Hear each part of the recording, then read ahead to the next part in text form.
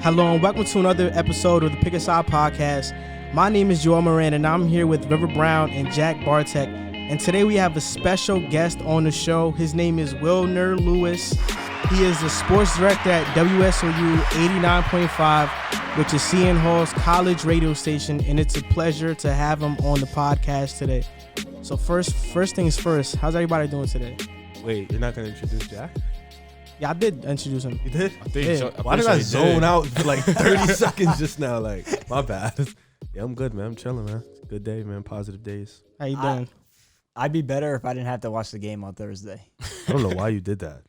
I mean, I know you're coming off a low too because the Ravens lost last week to the Chiefs. Oh, Right? you're a Ravens fan? Yeah. Yeah, Lamar Jackson had like 90 yards. I mean, How much of a low can that be, It's though? the Chiefs, though. Exactly. But it's I'm not like- too worried about that because You should be worried because you have to eventually see them to get to where you need to get to. Yeah, but it was week 3.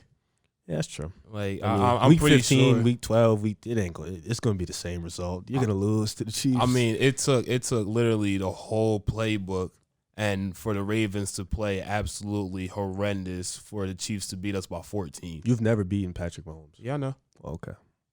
Just had to throw that out there. Okay. All right, in today's episode, we are going to talk about some NBA. And to start it off, we're going to debate who will be the best rookie drafted from the 2019 draft class. Then we're going to discuss Kyrie Irving's comments, Doc Rivers signing with the 76ers, and the NBA Finals. Then for the football portion of the podcast, we're going to talk about Adam Gase and everything wrong with the Jets, if the Bears will be better with Nick Foles than with Trubisky, and we're going to make our predictions for who will win the NFC West. And to cap off the show, we're going to do it like we always do it, NFL Pick'em, Week 5, our weekly Pick'em game. So to start it off, Yo, wait, did you read the book? I haven't even read Oh, it you yet, haven't bro. read it right yet? I don't have no time, bro. Yeah. Like to read a book like that's 300 pages, bro, I really Yeah. have to have nothing to do. Bro, I ain't gonna lie. I bought like 2 books during quarantine, and Loki hasn't even touched it yet. Yeah. Like his dad just been there. So the first topic of the day is who's going to be the best rookie that was drafted in the 2019 draft class. I'm really curious to hear you guys answer. I feel like I know what you're going to say. I don't know what you're going to say, and I don't know what you're going to say. Wait. why you think you know what I'm going to say? Because I know you're going to say Ja Morant. That's who you're going to say. That's not necessarily true. I can change my answer. What are you going to say? Nah, don't worry about it, man. I have a feeling I know what you're gonna say. Nah, I know. I think I know what he's going to say. I think I know the biased answer he's going to get. It's easily RJ Barrett. I don't know the unbiased. It might still be RJ Barrett, but I don't know though. It's going to be the unbiased one. Okay. Yeah. So we're gonna have to wait and see, bro. I'll Who wants to go start- first? Oh, you going to I'll start? start it off by saying if you're looking at it as we're redrafting 2019, I have the number 1 pick. Yeah, wait. Before you go, are we looking at it as who's going to be the best in the long run? Like at the end of their careers, who we think is going to be the best? Yeah. Oh, okay. Yeah, I got an answer. It's not Ja Morant.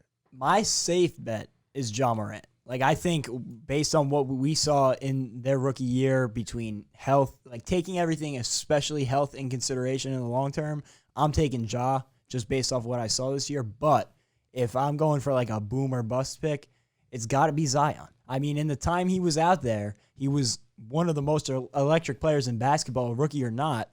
And so if he can stay on the court and do that consistently and that was just him as a rookie. Yeah. He's our age doing what he did in the league. He put up 22, 6-2 in the 24 games he played.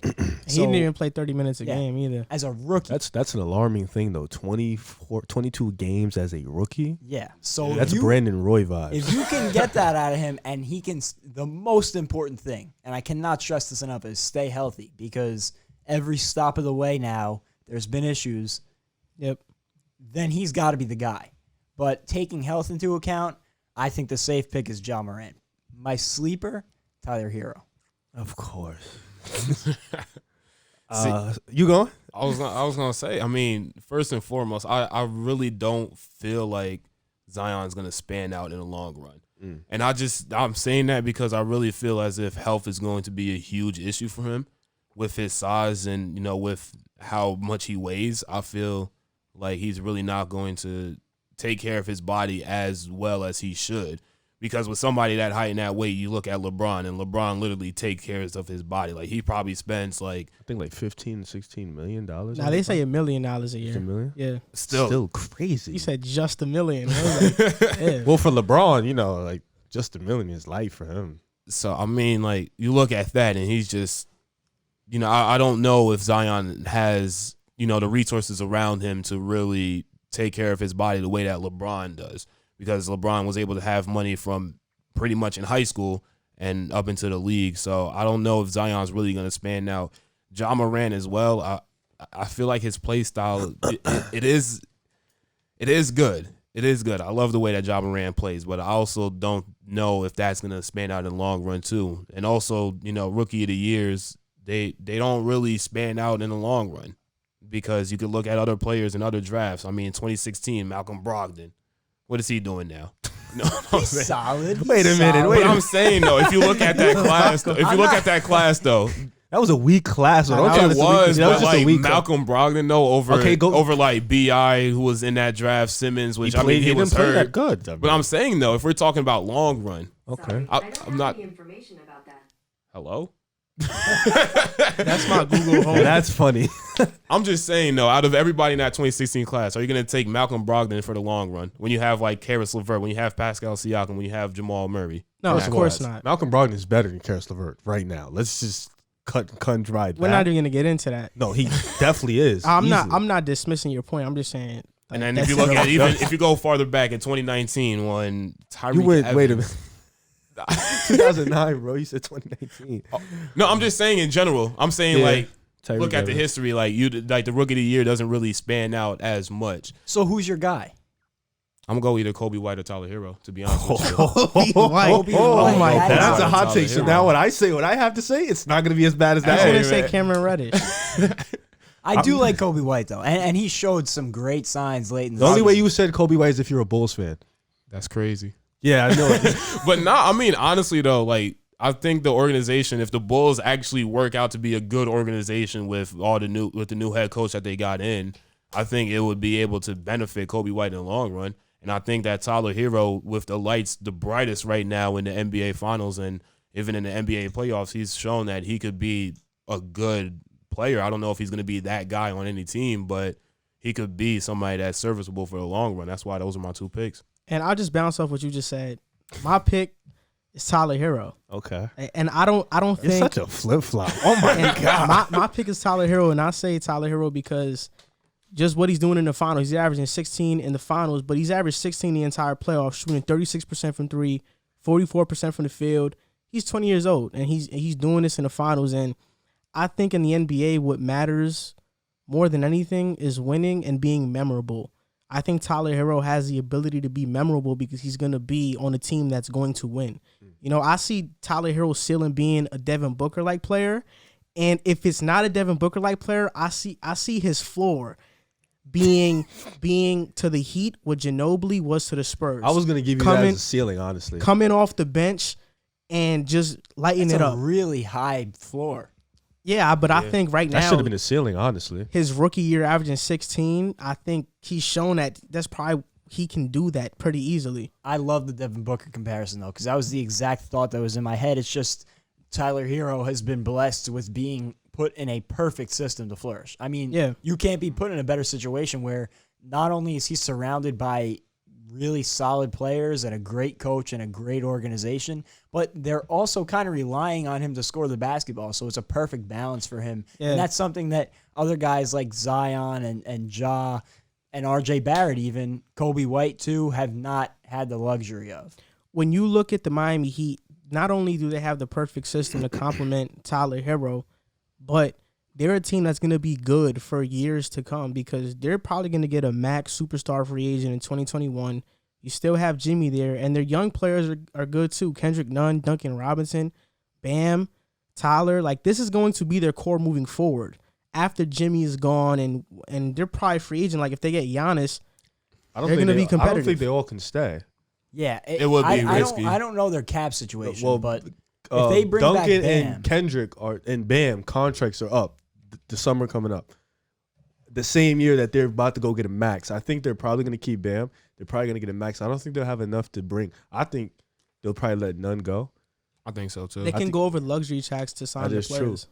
They got the birds. We'll see. I mean, I want to piggyback on what you said real quick. You said winning and memorable moments are important, and you're right. Tyler Herro is going to have some pretty big memorable moments, like the other night when he hit that big shot at the end, made the little mean mug at the end of the game. So he's going to have some big shots. Now, I'm going to obviously, my bias pick is obviously going to be Cam Reddish. Obviously, I feel like he's going to be a star down the league. He is easily one of the top 2 defensive rookies in the league. Easily. And he just has, if he puts the offense together, he'll get it going easily. He has Trae Young out there. He has DeAndre Hunter. They just need a coach and to get some culture in that system. But my safe pick is going to be Ja Morant. I think he's the best rookie by far other than Zion, because Zion with health issues. I think in Memphis, he's going to be able to build his own dynasty there. He's going to be able to build his culture. It's going to be hard because he's playing at the toughest position in basketball right now, at the point guard position. But he has the skill and he has the dog in him to show that he's probably going to be the best in the long run.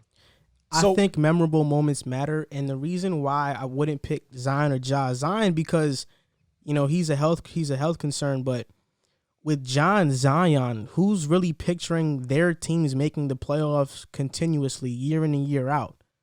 You really don't. The West is super loaded. So what's this core with Brandon Clark and Dylan Brooks? Their core isn't bad. Like if they're in the East, if they're in the East, they're what the Atlanta Hawks once were. They're gonna make the playoffs every year. But in the West, it's really gonna be hard for them. I like what they're building there. I think that they could be a playoff team down the road, and it depends a lot on how they build off of this. But I think they got a good start, and they've done a nice job bringing in some assets for the future. Okay. This might sound crazy, so let me just I'm not saying Ja's gonna win a ring in Memphis. That's not what I'm saying. What I'm gonna say is what Dirk built in Dallas is more important than what a lot of guys have shipped over and won in certain areas. Yeah, I guess, but the only reason why we still think about Dirk is because he made that historic title. But I'm saying if he never made that, we wouldn't care. Yeah, but I'm saying if Ja can somehow, not saying like I'm not gonna sit here and tell you guys the Memphis Grizzlies are gonna run a ring, but I'm saying if somehow Ja can build a legacy there, he can build a culture there, he can get them. He can turn Memphis to a consistent contender every year in year. I feel like that would be more important than Tyler Herro getting drafted already to a team that was a playoff team. And of course, yeah, he's gonna have some big shots, but he was never the guy who can anchor a franchise like Ja Morant is probably gonna be down the line. I agree with that, and plus, you never know what the league is gonna look like in 5 years. I mean, new guys. Look at what the East was for the last decade, where it was like you might as well not even try and compete because at the end of the day you were losing to LeBron at some point, and now the East is wide open. And it's not necessarily the same thing in the West right now, where it's not one person dominating the conference, but you never know the league who's going to end up where. The league has been very unpredictable. Wide open, as it's ever been in a while, in a very long time. But the West is really top heavy though, which is the difference with the East. The lower teams, especially during LeBron's tenure, were kind of just bottom feeder teams. You can beat them pretty easily. Well, I feel like LeBron's years. I disagree with that. I feel like LeBron's years in Miami, I feel like it was still a toss up. I think you could say, okay, Miami's gonna win, but it's not gonna be easy. Nothing in the East was gonna be easy. You was gonna have to see Indiana. You was gonna have to see Chicago. You was gonna have to see the Hawks. You was gonna have to see Boston. Nobody's worried about Paul George.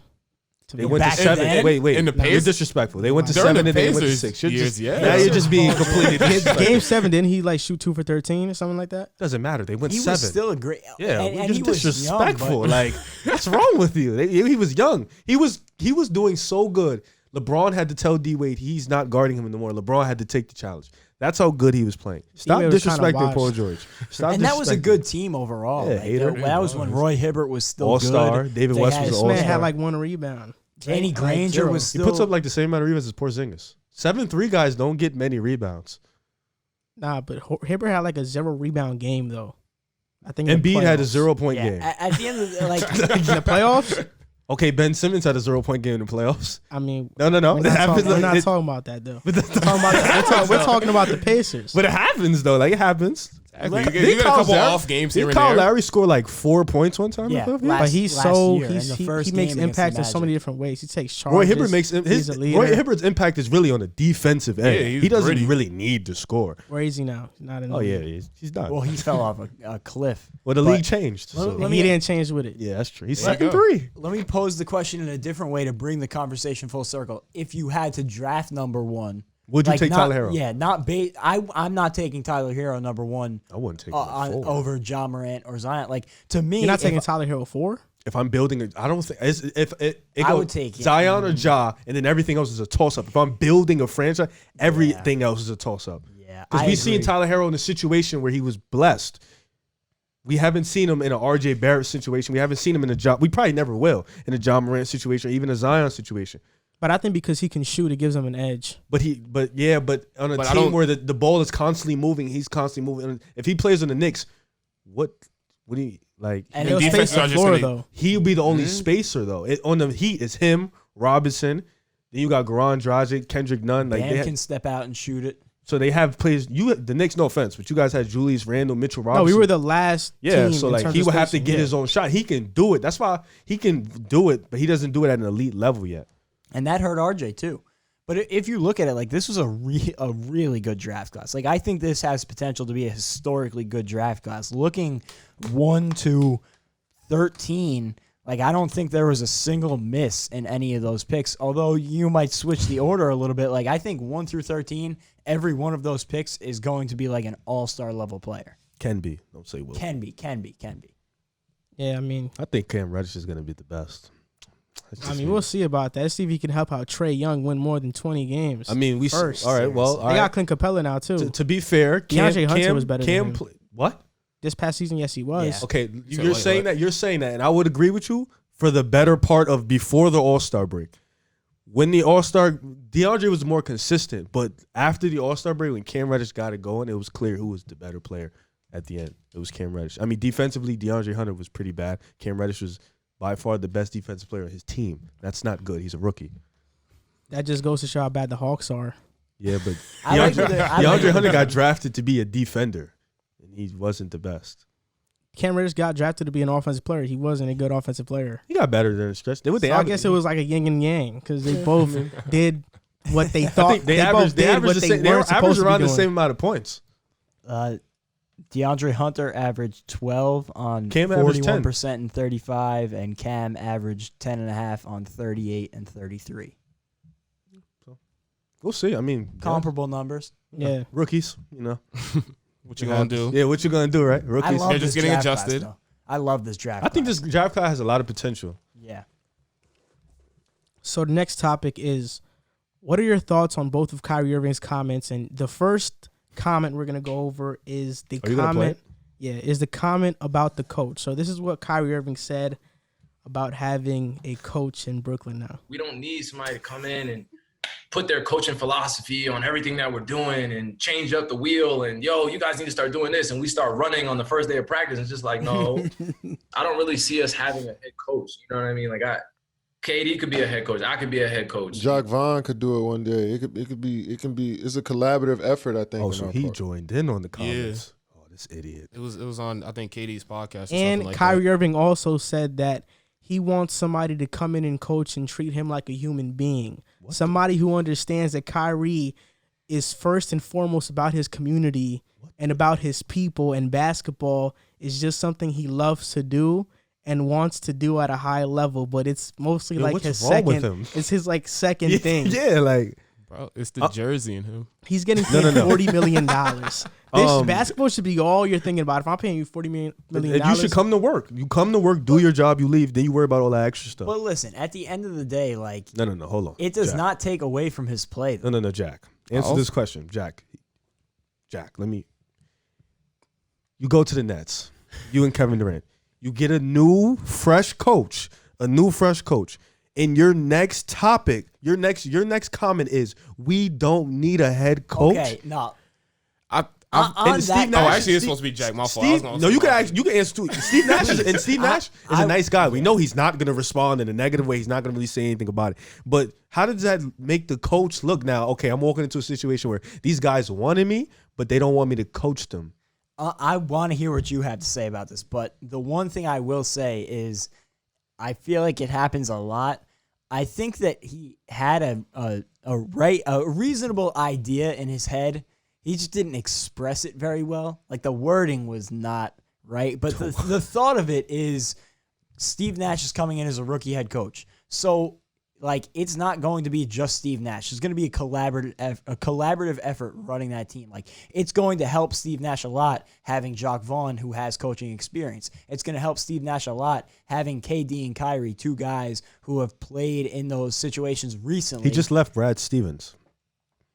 Yes. And that didn't work. So I mean, and I think that Steve Nash is good for this group because he's going to come in and be a guy who's willing. He's a very good communicator. And I think we talked about this a couple episodes ago, but he's the perfect guy to come in and be able to listen and you know, kind of control all of the personalities in the locker room, for lack of a better word. But as much, it sounds really bad, but I don't think it's as bad as it's portrayed to be. And if it was anybody but Kyrie Irving, I don't think it would be getting looked at the way it does, but his reputation precedes him in these matters. I don't think anybody else would even say that. But I feel as if like it happens in the league though. Like I feel, you know, as a head coach, like of course they're gonna have their plays and their X's and O's, and you're gonna probably have a lot of those plays, you know, played through like the first 3 quarters.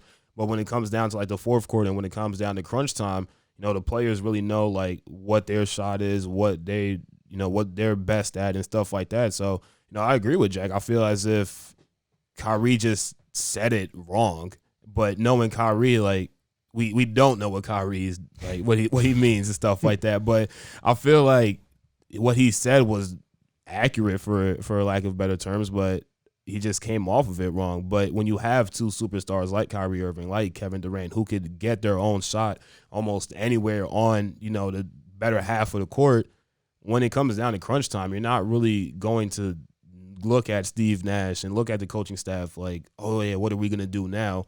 You're gonna look at those 2 players like, okay, just get a bucket one way or another. And I love what you said, and it brings me to a memory of last year. You said he was playing under Brad Stevens and it didn't work out. Brad Stevens is a great coach, but sometimes great players, they need to take control. You look at, obviously, LeBron is on a different level, but LeBron in Cleveland, if he wanted the ball, he got the ball. Like, at the end of the day, when he wanted it, he got it. And there was one game specifically that I could remember last year in Boston that really kind of started the turmoil. It was in Orlando. The Celtics were down by 1, and they had about 6 seconds left. They were on a side out of bounds coming out of a timeout. And you could see there was an argument in the huddle about what was going to happen. And Jason Tatum was inbounding, threw it in the backcourt to, I think, Jaylen Brown. And Kyrie was in the corner. Jaylen Brown spends 4 seconds getting above half court. They get a terrible shot, a miss, and the game's over. And then that was when the comments started coming out about, you know, leadership and, you know, who's the guy on this team. And I think that was one of the problems was, at the end of the day, Brad Stevens totally controlled that team. And I think that when you're coaching a team with a lot of talent on it, sometimes you need to let the superstars have their say in matters. And I think that's what Kyrie's kind of getting at is, at the end of the day, it's going to be a collaborative effort in Brooklyn. With me, I don't think that the comment is that serious, mostly because it's just Kevin Durant. And Kevin Durant feels the same way, right? They both feel the same way, and I know people want to overreact to what Kyrie said about it, but it is a collaborative effort, and at the end of the day, I don't really feel like he meant that in a way like, oh, we're not going to respect Nash, because I think part of the reason he likes Steve Nash is versus Kenny Atkinson is that when Kenny was there, he kind of was approaching coaching KD and Kyrie in a developmental aspect. Like, oh, we're going to develop you guys, but these guys are already developed. They don't need X's and O's talk. They don't need to run sprints or suicides. They just need to go out there and play. So I think Steve Nash just has to manage egos. And when they talked about Jacques Vaughn, they made a perfect point because Steve Nash doesn't have to take all of the responsibility all of the time because Jacques Vaughn is a very good coach and they have a great staff. And they got guys like Kyrie who's won a championship. KD has won a championship. So they know what they're doing. They know the type of culture that needs to happen within the Nets. So I think the comment was kind of taken out of context. And you're right that Kyrie didn't word it well at all. And he doesn't word a lot of things well. Like, that's why he's always getting talked about. But I don't think it's that serious.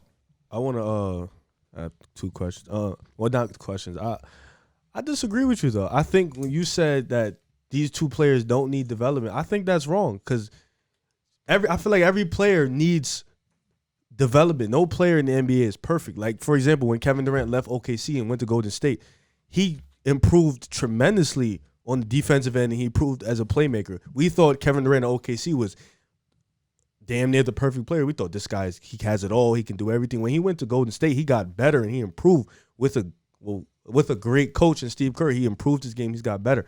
So I don't think necessarily these two guys don't need development. I do agree with you, though. They don't need to do the X and O's and the little sprints. They don't need development from a coach. Players like that are going to be good on their own. They're going to practice on their own. I think they can. I think you can learn a lot from Kyrie. I think Steve Nash can develop Kyrie as a player. I think he can unleash and unlock some more of Kyrie's game. Because Kyrie isn't, as a point guard, Kyrie isn't, aside from scoring, Kyrie isn't as put together as we think he is. As a point guard, as a player, he isn't. And I think Steve Nash can unlock and develop him into the type of point guard that he needs to be in this type of game. Yeah, I'm not disagreeing with that, but they didn't need a developmental head coach. Yeah, okay, I get that part. But also, what I'm saying is that Steve Nash, you just said it perfectly. He can develop him in terms of the X's and O's and mental part of the game. But Steve Nash doesn't have to show Kyrie any handling drills or passing drills or have him run suicides. And Steve Nash was also in Golden State with Steve Kerr as a player development coach. But he was also showing Kevin Durant and Steph Curry the best shooters on the earth. New shooting drills and all that. So you can still go through the motions and learn new things and learn new abilities. So he knows how to do that. He knows how to deal with the superstars and turmoil that might arise because he saw it in Golden State. Like we saw obviously how that ended up playing out. So if I wanted anybody at the helm, I think he's a perfect guy to do it. I just think some things just don't need to be said. And like a comment like that just doesn't, you don't need to say that. Like it's no need, like just getting a new coach. Like if I'm a coach and my star player says that, I'm just going to be like, it's just going to rub me the wrong way. But like, what do you mean you don't need a head coach? Like I get Kyrie. Everybody's going to say, oh, we don't understand Kyrie. Kyrie's saying anything. But how many times are we going to keep saying he's trying to say something else, but he just didn't say it right? It feels like every comment he makes. That's Kyrie, though. At this point, we got to start saying, yo, maybe he really means what he says, and he really says that. But, I mean, at the end of the day, I feel like some comments you just shouldn't say, and I don't think he should have said that. So that comment was one of them. This one is even worse. I'm gonna play it right now. 10 seconds left. 1 point game. Who's shooting? You Kyrie, KD? Depends on who's hot. No. I don't see it as anything other than that. Like 1-3 pick and roll, or it's an ISO for either one of us, or it's something great for our team. One thing I've always been comfortable with is, I felt like I was the best option on every team I played for, down the stretch. This is the first time in my career where I could look down and be like, that motherfucker make that shot too. So what I took it as is that he basically said that LeBron can't make shots. LeBron couldn't make shots down the stretch. And I was doing my research on this. So Game 7, that's what Kyrie's memorable for, hitting that game-winning shot. It was a great shot. Of course, it was a great shot. But LeBron scored 11 points in the fourth quarter. Before that shot, Kyrie had 2 points in the fourth quarter. LeBron was getting every single basket down the stretch. It wasn't Kyrie Irving. So to call himself and anoint himself that he is the best option on the team is ridiculous. It is. I think Kyrie Irving has a really big ego, and I guess when you're that great of a player, you have to have one. But I think he's in for a rude awakening if he thinks that Kevin Durant's just gonna back down, and Kevin Durant's gonna just be cool with the motions. Because at the end of the day, what was the reason why Kevin Durant left OKC? I'll tell you right now. Because Westbrook wanted to take all the shots down the stretch. And now Kyrie's obviously not as bad as Westbrook, but he's not as bad as Westbrook, but you can have a similar version. He's like a Westbrook that could shoot, which might be a little bit better, but still the personalities might not mesh when as an finally offensive play. player, Kyrie's better. I mean, in the comment, he said, like, this is the first time I could look down, like, the court or so whatever and say, like, oh, yeah, he could shoot, too. So I don't think he was saying, like, oh, I'm going to back – or I'm hoping that KD backs down from the challenge. But But you don't think LeBron could shoot? Oh no, LeBron definitely could shoot. I mean, when you looked at that Nuggets game to close out, the way that he closed out that game was ridiculous. So like, it's just it's a narrative thing. Yeah, so I don't agree. Of course, I don't agree with Kyrie's comments because I do feel as if, if LeBron's hot, then. Just want to, sorry for cutting you off. I had to find this screenshot that I screenshotted. Tie or take lead in final 2 minutes of fourth quarter and overtimes. Kyrie is 2 for 7, 28%, 1 for 3 from the three-point line, 33%. LeBron is 30 for 66, 45%. 9 for 19 from 3 and 47% from the three-point line. I don't know what he's talking about. I think we should go to Jack for the stats, too. If I may just add to that one, a separate tweet, this one from Kirk Goldsberry on Twitter. Great follow if you don't follow him already. But this is LeBron and Kyrie 2014-15 through 2016-17 regular season and playoffs when they were both in Cleveland. Last 5 minutes, score within 5.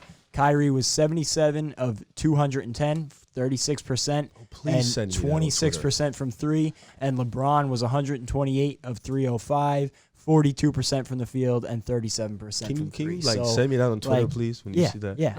So he obviously had another option. It wasn't just him. And I get it. Like, when you look at it, the moment that everybody remembers is Kyrie hitting the shot in Game 7. One of the most but what you legendary don't shots. remember is how did the score get to 89-89? How did he get the opportunity to get the How did he get the shot? ball back? The block. Yeah, LeBron James on a step back 3 was what tied the score at 89. Step back a series or 2 series before that when they were playing the Bulls and the Bulls had him They on cheated, the ropes. but okay. LeBron James called for the ball, hit the 3 to win them the game, and took control of that series. So, like, at the end of the day, they might not be as memorable as Kyrie's big shot. Don't forget the Toronto one. Yeah. Oh, yeah, I was about to say Toronto off glass. Like, that was crazy. There's a laundry list of big shots that LeBron made. The one against Orlando, the big 3. And this is my problem with Kyrie Irving because I was just looking at that one year. That's what I'm saying. Like, I feel like he's just bringing so many negative publicity to the Nets. Like, the Nets are already going to have enough trouble meshing together all the role players and the stars, and Kevin Durant coming off an Achilles, and Kyrie's kind of igniting hate. He's igniting the hate that people have towards Brooklyn. Like, people are waiting. People are waiting for Kyrie to fail. Yeah, they're waiting for Kyrie to fail. Like Simple as that. We told you. And I want to say this. Like, to piggyback over what you said. You said Kevin Durant. Why did he leave OKC? Because Russell Westbrook was taken. Why did he leave Golden State? Because his ego. He felt he wasn't gonna ever be as loved as Steph Curry. The second that he was gone, what was the reason that Kyrie left Cleveland? The same reason. The second that Kevin Durant was out of Golden State, it was not going back, was when Draymond Green yelled at him in the huddle. It was over at that point. And it compounded when Draymond Green got the rebound. I forget what game it was, but Draymond Green gets the rebound. It was in LA. And literally looks off Kevin Durant and goes down and gets a terrible shot to tie. And that was a horrible play. He should have passed to Kevin Durant. But at the same time, it was a statement. It was essentially making a statement. At the same time, both of these guys have egos. Both of these guys left great teams because of their egos. They feel like they wasn't as loved. And now you're putting both of them together. And Kyrie's talking about whoever's hotter. Bro, we've seen both of you play your whole careers. Kevin Durant, we know Kevin Durant. He's going to want that ball no matter who's on his team. He had the best 2 shooters ever on his court. He still wanted the ball at the end. So Kevin Durant is going to want the ball, but he deferred to Westbrook in OKC a lot. So I would expect him to do the same, and I'd expect him to get fed up the same way because Kyrie's going to want that moment as well. I don't personally think the egos are going to be that big of an issue just because they decided on coming here together. Like, they knew what they were signing up for. They've been good friends for a while now. Like, it's not like this was forced upon them. Like, Kyrie was drafted to Cleveland and LeBron came there. Granted, Kevin Durant went to Golden State. I don't think he expected it to be the way it was, and they were still very successful. I just think that he didn't expect them to love him. He expected Golden State to love him more than Steph. No. I mean in an aspect of, like, I don't think he expected to have to beef with Draymond Green because he wanted the ball at the end of games. Just because in Oklahoma City, like, as much as Westbrook took shots, when he wanted the ball at the end of games, he got it. Like, the final plays were drawn up for him. It wasn't a system. You walked into a completely different system. Exactly. And coming in here, like, I think that Kevin Durant is the guy at the end of the day. Like, Kyrie's great, but Kevin Durant is the greatest scorer of all time, in my opinion. And they are building this together. Like, it's their team. There's no question about that. And I don't know. It's going to be interesting. I'm like, as a Net fan, I'm skeptical. Like, I wish in a perfect world we would have been able to build around that D'Angelo Russell team and win a championship. But I like that team. I don't know about realistically, you. like, it's just not feasible in the league today. You need superstars to win championships, and that wasn't happening with the Nets. And what was the other route that they were going to take? They were going to go sign Tobias Harris Should have signed and Jimmy. re-sign D'Angelo Russell and been a perpetual 4th to 5th seed. That was a signed great Jimmy. story. say, the And Heat- just at the end of the day, lost to superstars. The Heat doing all right without the big name Should superstar. have signed Jimmy, man.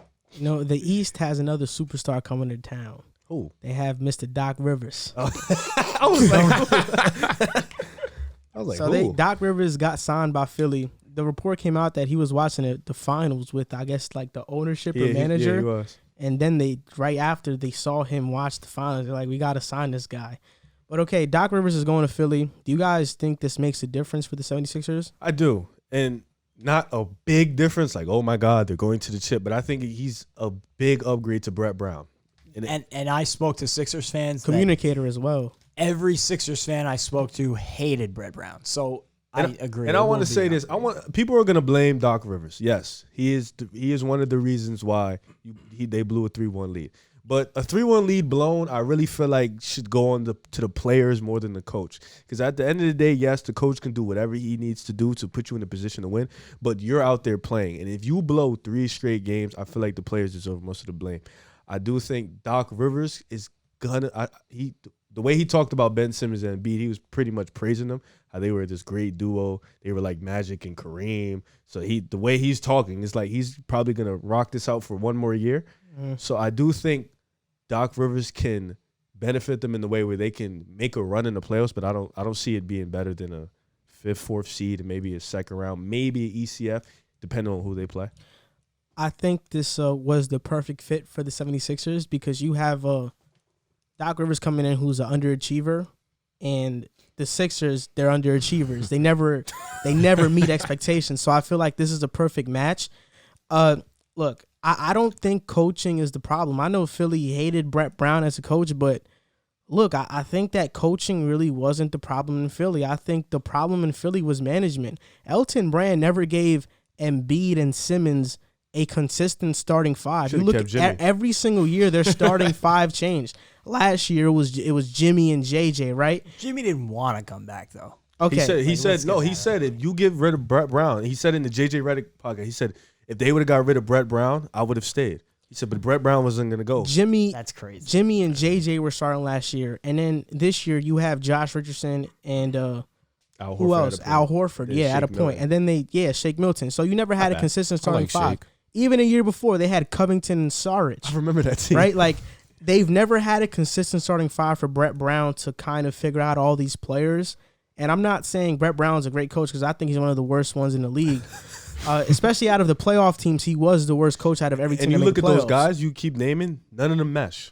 Yeah. Those teams don't mesh. But the main problem in Philly is that the player that you're guaranteeing the most money to on the roster is Tobias Harris, $180 million.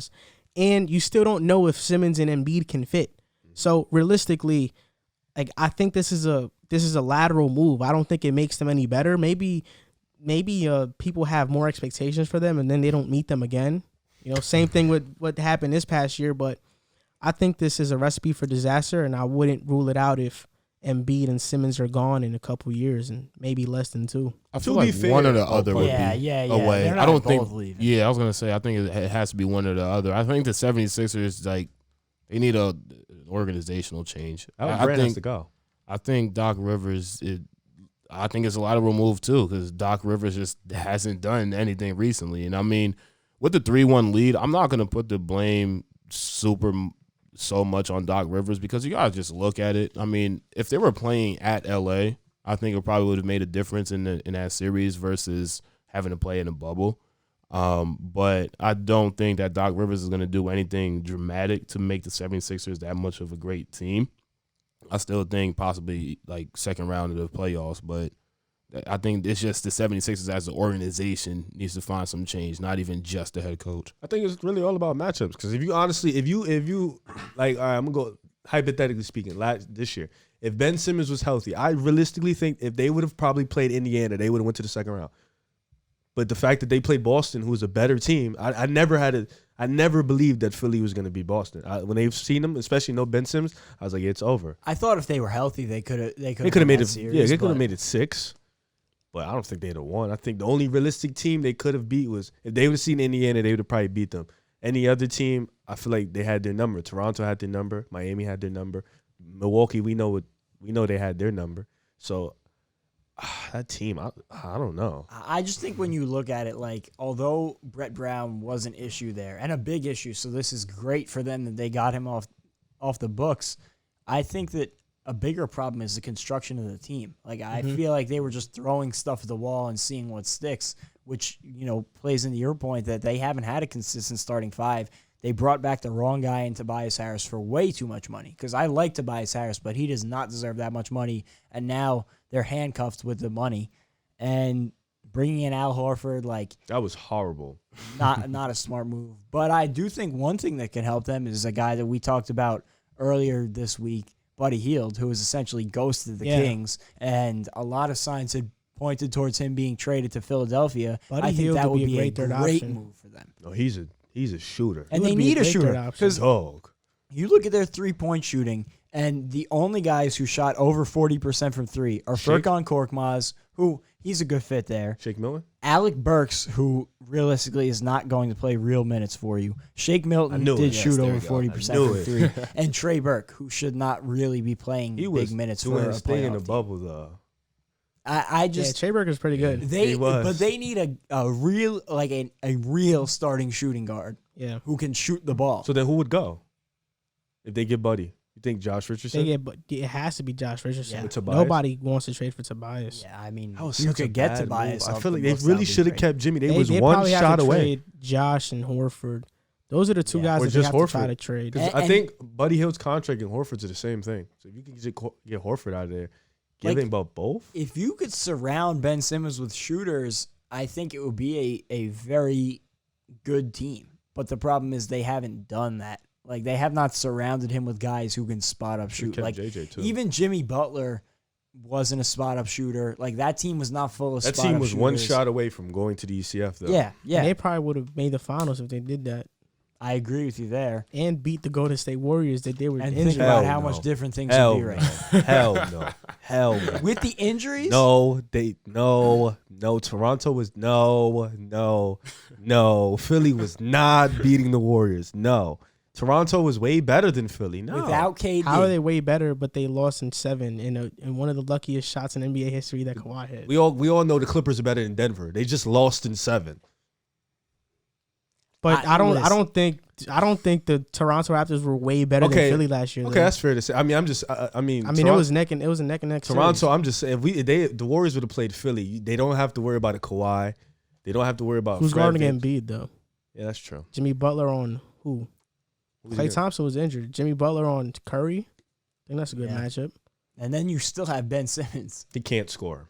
No, could but throw- I'm you could saying he, like, defensively, that would have been a nightmare matchup for Golden State because that was a great defense. We see what Jimmy's doing in the finals right now. Who's to say He wasn't going to do that. He wasn't good. going to do that last year. You can't say that. You can't say that. It's against They LeBron. didn't need it. They wouldn't have needed him like that, though. But the environment. You got to remember, Iggy plays defense too. Like, whole we're just crowd. sleeping on Andre Iguodala playing You D. just said he lost a step last year. No, bro. I mean, last episode you literally said he lost a step. He's not the same.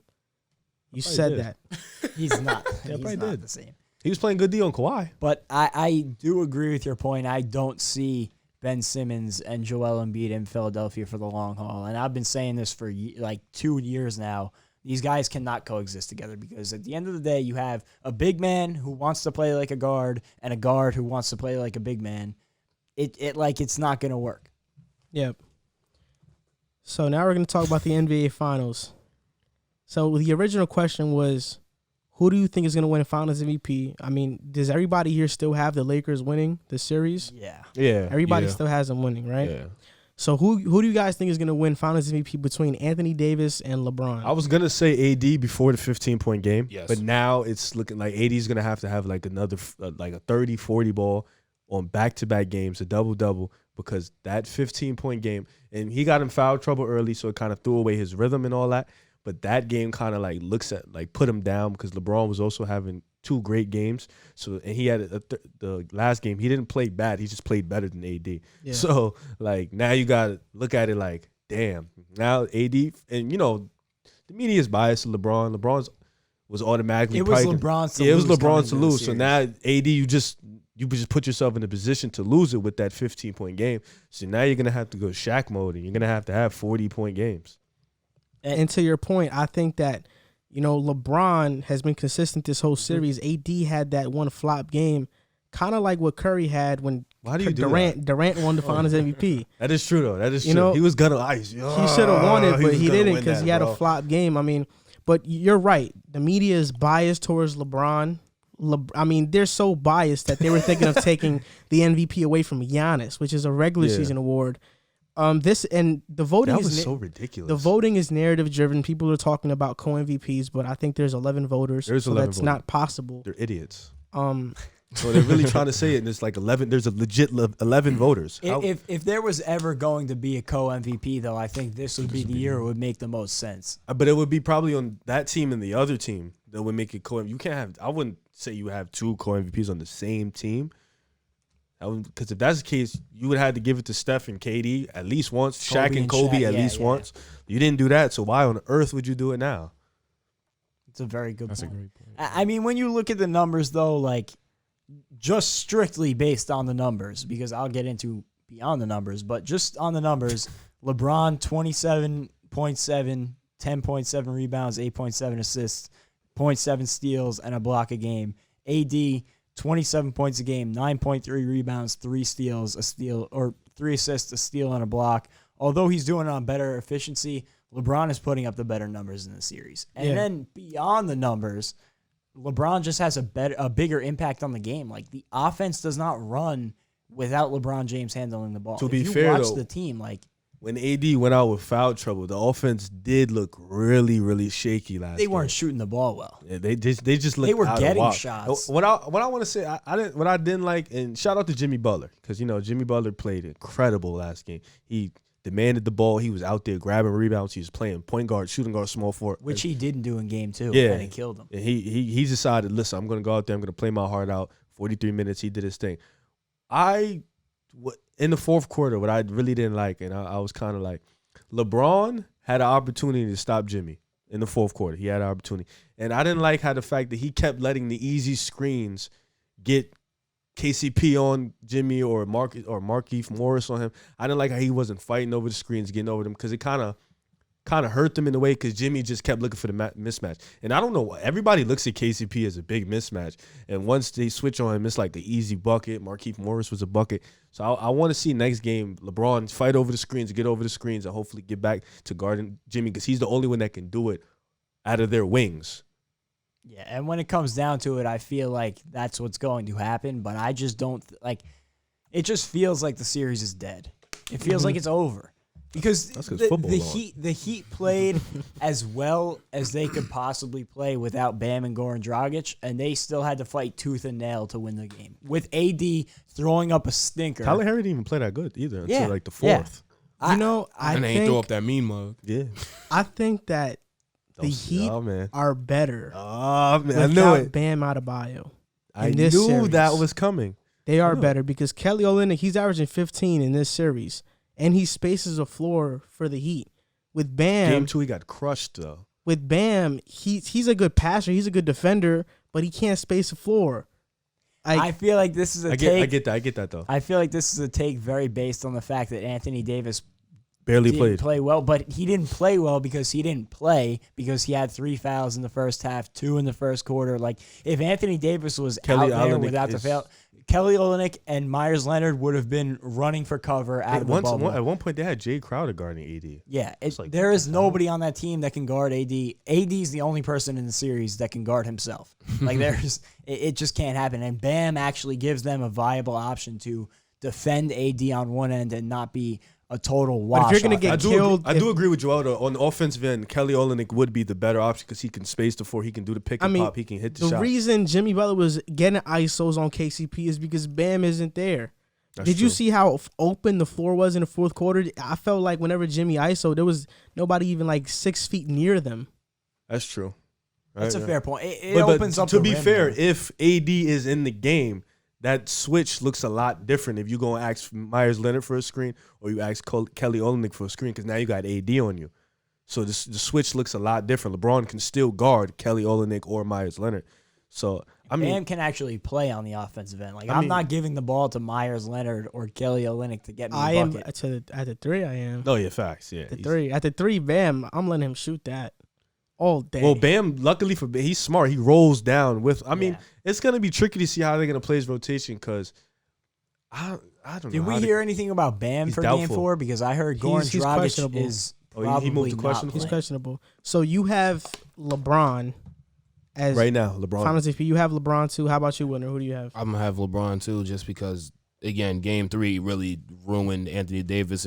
If the Game 3 didn't happen, like if we were to be on this podcast like a couple of days ago, I was gonna say AD, just because like statistically he was better and just like on the offensive side, it seemed like everything was running through AD for the most part. But just the way that he performed in Game 3, again, not really having that many minutes because of foul trouble, but that was the game that, you know, he still needed to be consistent if he wanted to become the Finals MVP.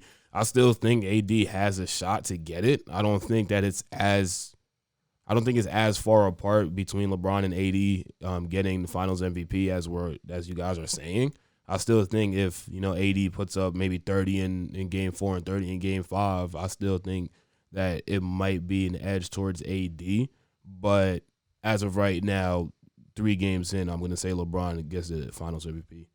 Yeah. And I think we all have LeBron. Yeah, and we said it after Game 2. Me and you had this conversation, and like we said at the beginning, it was LeBron's to lose, so AD would still have to He has really to blow basically him out of the water. Exactly. He really does. Because if it's neck and neck, just like legacy driven and like narrative driven, the voters are going to give it to LeBron because it's more impactful, I feel like. So real quick, who do you guys think wins Game 4?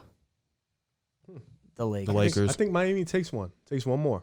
You think the series is going to 6 or 7? I had Lakers in 6. You got Lakers at 6? Yeah, I think Miami has the momentum right now. They're hot, they're angry, and they're ready to roll out. I think Jimmy's on another level right now, and I think they're gonna come out, punch him in the mouth, and they're gonna win Game 4, and then it's over. I think we might see yet another career-defining moment for LeBron, because the way he walked off, which a lot of people criticized, the way he walked off at the end of Game 3, he looked like...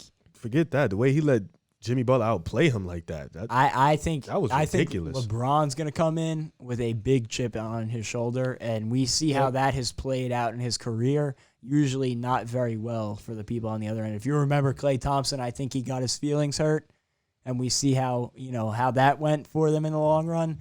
And, you saw Jimmy. He's in trouble. Tyler Hero with the snarl at the end. Like, Yeah. it's a whole lot of disrespect going on. And well, I think to be fair, LeBron said it first in the first quarter. He said, y'all in trouble. And all Jimmy did was kill and then retaliate with, now y'all in trouble. So, But Tyler Hero, They're still down 2-1 Tyler Hero's going to talk. He's just going to talk all day. He used to do that in Kentucky. I He's think going to it's talk. over. I think the Lakers win in 5. They're going to win the next game, and I think every single series they've won in 5 in the playoffs so far, I think there's going to be the same thing. Everyone is different, though. Houston won the first game. Is it, though? Yeah, Houston won the first game. It was different. I'm going to tell you why it's different. Houston went into the first game. Westbrook, he's talking nasty. They blew him out first game, lost 4 straight. Denver, to be fair, Denver's series wasn't bad. Almost every game was really close. Yeah. They just lost because LA had the better player down the stretch.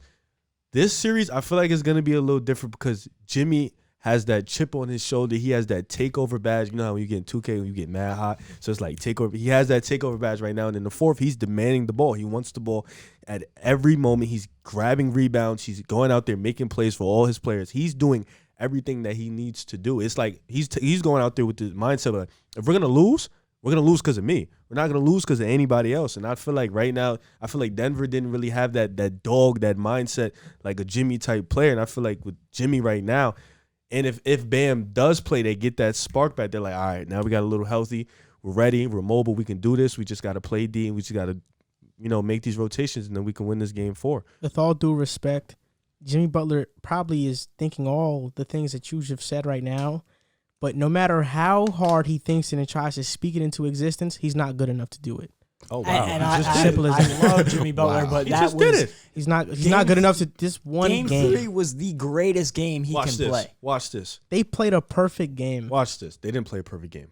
Jimmy Butler. Jimmy Butler did. The team as a whole didn't Is play. he going to perfect. replicate that? As Hell long as he no. can do good and the team can be good, because they weren't. He had to literally put them on their back and carry. He And did. you think he's not going to have to do the same I thing? don't think so. I mean, I don't think so. He's not out dueling LeBron. Let me counter your Simple as point. that. Let me counter your He point did it. because you said every series has been different. But go back to Portland. And what was it? Portland wins game 1. They're the greatest 8 seed of all time. The know Lakers why are in people are trouble. saying You know, they're going to get knocked out. They have no guards to contain Damian Lillard. Get series over in 5. The Rockets, they win game 1. Russell Westbrook's pounding his chest. They're not going to be able to contain Harden. The small ball lineup, series over in 5. That's fair. The Nuggets, they go down 3-1. They're the comeback kids. Jamal Murray hits the shimmy after he hits the 3 to Nah, end you're the right. game. Series Now, over let me in ask you a 5. question to counter And that. look at this. All right. The Heat win their game. Okay. Jimmy Butler, they're in trouble. Tyler Hero, the Snarl, they're coming back. The Okay. Heat, they're Okay. so good. Now watch this. We all can agree that Dame and James Harden are better than Jimmy Butler, right? Yes. Did any of them two have a performance like what Jimmy Butler just had? Did Jimmy Butler I'm get pretty double sure teamed Dame once he did, stepped didn't he? past half court? Dame definitely did. Had a 40-point triple double. No, but he Did had he a do- game where he Watching the carried game, Trailblazers. did you at any point see, dang, somebody has done what Jimmy Butler just did? The whole playoffs. The only reason James Harden did it. the only Dame reason- did it. The only reason why I think that doesn't hold up is because James Harden didn't do it because they literally did not allow him to do it. The defensive scheme they played on him, no other player got that same treatment. If you're telling me Jimmy Butler is getting doubled once he steps past half court, you are lying. I'm not. That's I'm what is saying- happening to I'm James saying- Harden all 48 minutes. Okay, that's what was that's a happening lie. to him. Yes, But it I'm was. saying- He was always getting. What are you talking about? He was always getting double teamed. First of all, it's impossible to be double teamed. 48 But you minutes know what of I'm the talking game. about. Every single time he was on the Okay, floor, but he I'm got sa- double but I'm teamed once he saying, stepped though, I'm past half saying, though, court. Any notes, even okay. Jimmy Butler's not getting that treatment. Even if you could throw James Harden because he gets double teamed, Westbrook didn't have any impact on the game. Yeah, but we're against LA. talking about the best player on If the Jimmy team. if You Jimmy mentioned can James if Harden. Jimmy can replicate, not get a 40-point triple double, if Jimmy can get maybe a 25, 30-point game, and his team can play better than how they played last game because they didn't play perfect, then they can definitely steal another game easily. But that's the thing; those two things won't Well, they happen. have to Jimmy Butler happen. won't play like that, and then well, he won't also play as good, have, but like, he's the been core playing good games 1, 2, and 3. He's been playing pretty solid. So all he has to do is play good, and his team has to play good while he's playing good. If and it's a big if, but if they can do that, they can steal game 4. I think it's over. I think that you're going to see LeBron and AD because AD AD, coming yeah. off a stinker of a Better not get game. in foul trouble again. Those two guys, I think they're going to come in spitting fire, and I don't think anybody in the league can stop them like this duo when they are full force, like pedal to the metal. I just don't think anybody can stop that, and I certainly don't think the Heat. Although they've had a great season, I love the Heat. Don't take what I'm saying the wrong way. I just don't think that they have the firepower to go punch for punch with the Lakers. Just so the people at home know, Jamal Murray in the win against the Lakers had 28, 12, and 8. So, And then Damian Lillard in their win had 34, 5, and 5. What about Harden? 40-point triple double. Let me pull up Harden. Hold on. I'm very interested to see though And- how LeBron comes out after Me this too. one. Just keep because- in mind, Harden got double teamed the entire game when he was on the court. And when you think about it, like when Russell Westbrook started to play well for the very small portion of that series that he played well, LeBron stepped up and guarded him and shut that down. When Jamal Murray played well, he stepped up and shut that down. When Damian Lillard played well, he switched on to Dame for a couple of possessions and shut that down. LeBron was fouling Jamal Murray. James Harden 36, 5, and 2 in the win. 40-point triple double. Beast. Look, But- I don't care about that. It's over. But I'm just saying it's been shown in the past 3 series that whenever one player has that monstrous game, that the Lakers and Well, so I'm LeBron are telling able to adjust to it. Do you think Jimmy Butler has that game again? Not at all. He cannot. Do you think they win another game? Not at all. I just say he was going to have another game like that. I just think they're going to steal game 4. That's all. And you just said you don't care about that game, but you just said winning memorable moments matter. That's a memorable moment. Do I think You just contradicted yourself. When I said memorable moments for the rookie talk. No, you said memorable moments matter in somebody's career. That matters. It will matter. Definitely you literally, going to. you literally said that. I'm saying, of course, a moment is a great moment, but it doesn't Don't matter. don't try to put salt on his name. Like, It I doesn't. don't care because it's It over. doesn't matter Harden in would never terms do of this that. series. It doesn't matter in terms He'll of the never series. get to the finals. James Harden will never do that in his life because he will Has never. Curry ever had a 40-point triple-double in the He had a finals? 47-point game last He year. didn't. 47. First of all, He did it. has James Harden ever made the finals after that year? No, he never will. He's never had a team like Curry had. Curry's on a juggernaut, bro. He was on He was on the one. juggernaut two times. The thing is that it doesn't matter People in hate. terms of the complexion of this series. The series is still going to be over in 5 or 6. It doesn't matter. Jimmy Butler's performance, it was great. Nobody's knocking it. But he won't do that again. Do I think the Heat can win another game? Yeah, I think it can happen. Anything can happen when you're playing in the finals. But boom. I just think the Lakers are going to come out Chip on their shoulder. This 2020 Heat finals versus the Lakers is the same thing versus the 2009 finals versus the Lakers when Orlando was there. They're going to lose in 5 easily. I thought It's they lost done. in 6. No, I think they lost in 5. I don't know. Y'all can search it up, fact check, do whatever you want. If it's 6, if it's 5, who cares? The Heat are losing. They're not winning the I'm finals. trying to say who cares. 2009 finals, it was 5. Oh, 5. Okay. All right. Yeah. This the is. I Lakers feel gonna like win. this more reminds me of 2001 when AI faced up against Shaq and Kobe. I think this is more memorable of that. You got one guy, the All-Star. Heat is just not one guy though. I don't. No, think I'm saying Jimmy no, Butler's because on the level of that AI, Philly though. team wasn't just one guy, but I'm saying you got the one star and you got a bunch of good players around, and you got the 2 superstars on the other end. That wasn't Orlando? That also finished up in 5 too. I think Hito Turkoglu was an All-Star that year. Nah. Well, Jameer Nelson was, but he was injured the whole playoffs. They were a solid team. Well, nobody expected Miami to go to the finals. No. I don't think they expected Orlando to beat LeBron. They beat LeBron to get there. I don't think anybody expected That's Orlando true. to beat LeBron that year. But at the end of the day, I just don't think that the Heat can keep up with the Lakers. Yeah. I didn't say that. I agree. I didn't say Miami was going to win the series now. I didn't say that. Didn't say that. A lot of people Yo, I didn't. are Not talking me. Ooh, nah. like it's a new series. The Heat have like this I reinvigorated. bet you they're all life. Heat fans. You could look me in the I eye. bet they're all Heat fans. This series is over. The Heat are not winning this series. You can clip It this. was a good run though. Whatever you want to do, this series, You like just it's eyed over. the camera down? It's over. So you think it's over in 5, Wilnir? Yeah. Yeah. I cannot see LeBron. But shout out to the allowing it Heat to though, happen. because this has been a really good run, And and this is gonna yeah. help them in the long run. Because Yeah, a lot of and teams they're going to be very listen, good. I'm a Bulls fan, Knicks fan, Nets fan. We have not seen this in our lifetime. So shout out to you guys. You get to see it repeatedly. The Bulls are going to be very good moving forward, and this was an The incredible Bulls season. or the Heat? You see the vision? The Heat. Yeah. The Bulls. I do like what the Bulls are doing, though. But the Heat are going to be very good for the very near future, for the years to come. They're going to be a great team just because they're a great organization, and this was a major over-exceeding of expectations. So credit to them, but Miami. Well, they were Lakers seed, in right? 5th. 5. Or 5th or 4th. And they beat the Pacers. Yeah, they're Swept the five. Pacers. Okay. I just Or want move- to say that I said that the Heat could be a dark horse when the bubble started. I'm going to start Good job. plugging the Good job for WSU predicting stuff. that. I'm going to plug the WSU stuff. I said in our NBA preview. We're just going to leave it at that. We're going to move on to football talk, and this first topic is about the Jets and Adam Gase.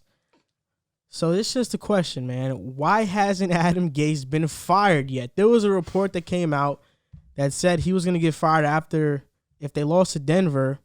Colin Cowherd reported it. He's not a reporter, but whatever.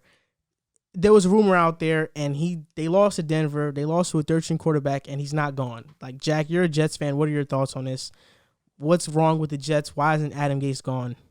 I'll try and bite my tongue a little bit, but frankly, without mincing words, it's an embarrassment. Like, the Jets are the laughing stock of the NFL right now, and it's not like there's a couple of people who think we should fire the coach. Everybody around the league agrees that Adam Gase is not the guy.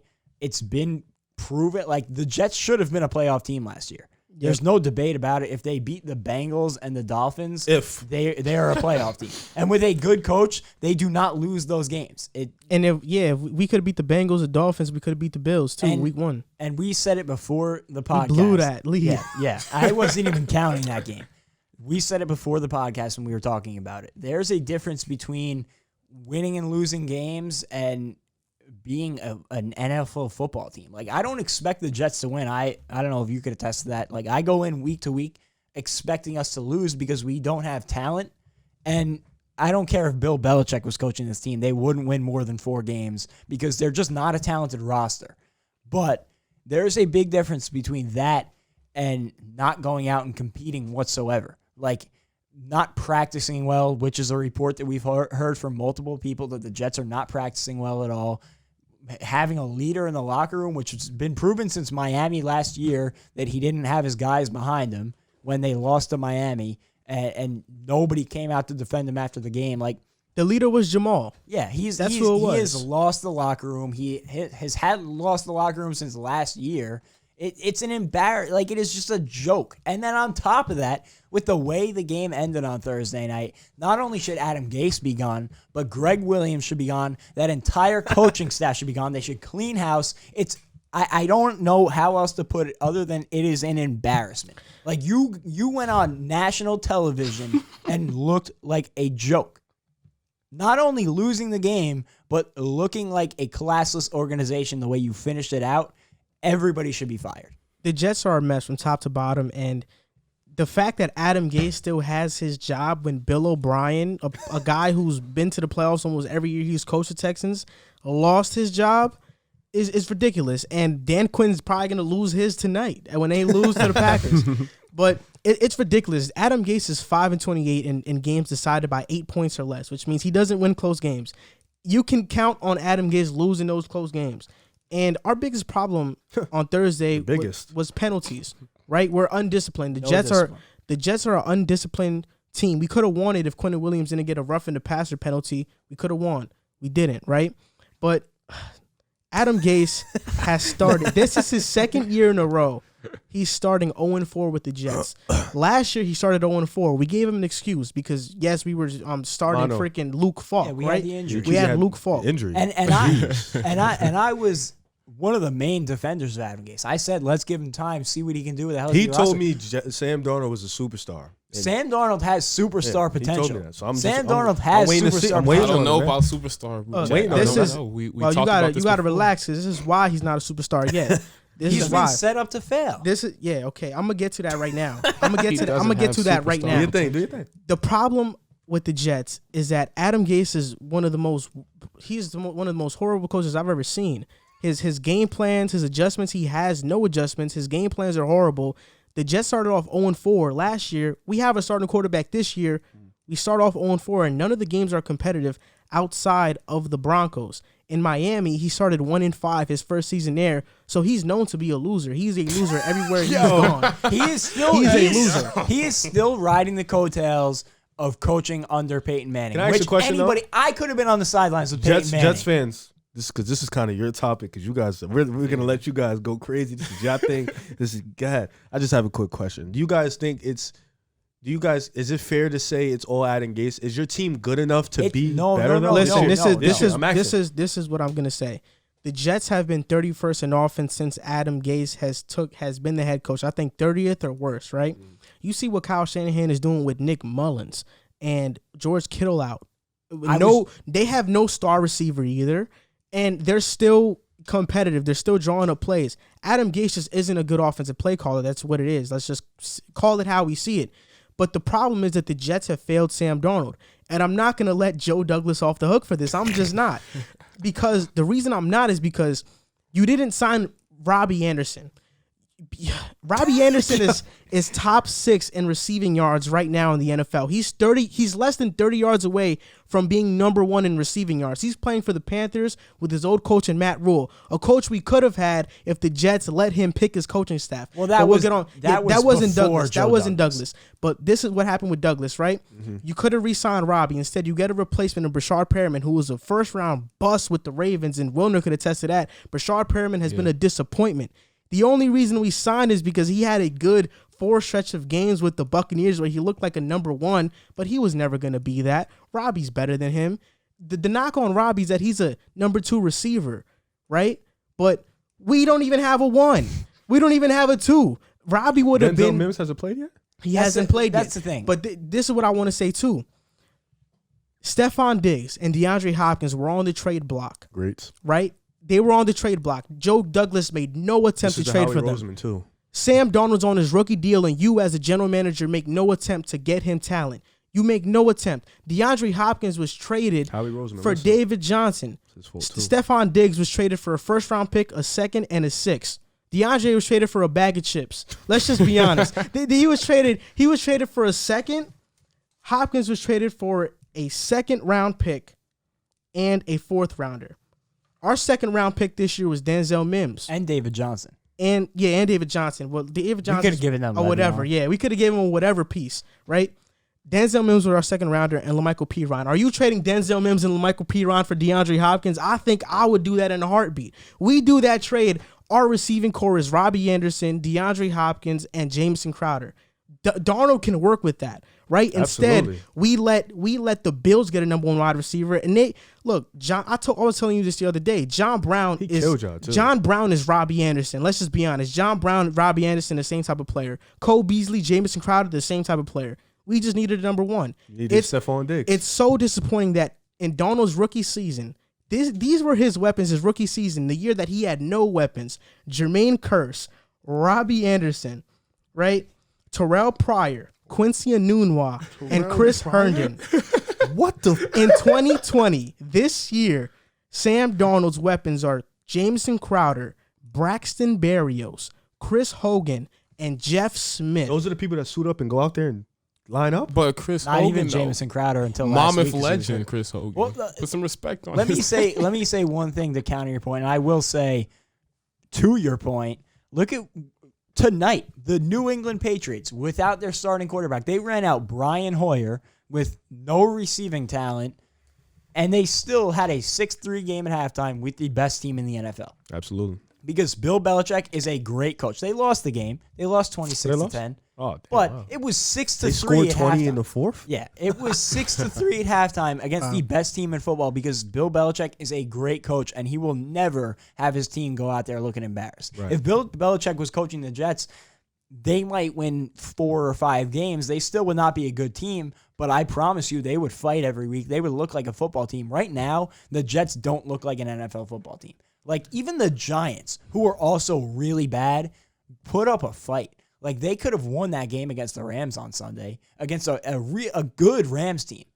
And the Jets just don't, like, I feel no life coming from the Jets. I just don't. Sam Darnold is, I feel so bad for Darnold, and I feel bad because Joe Douglas, we anointed him this savior because he was able to finesse a couple picks for a superstar player, right?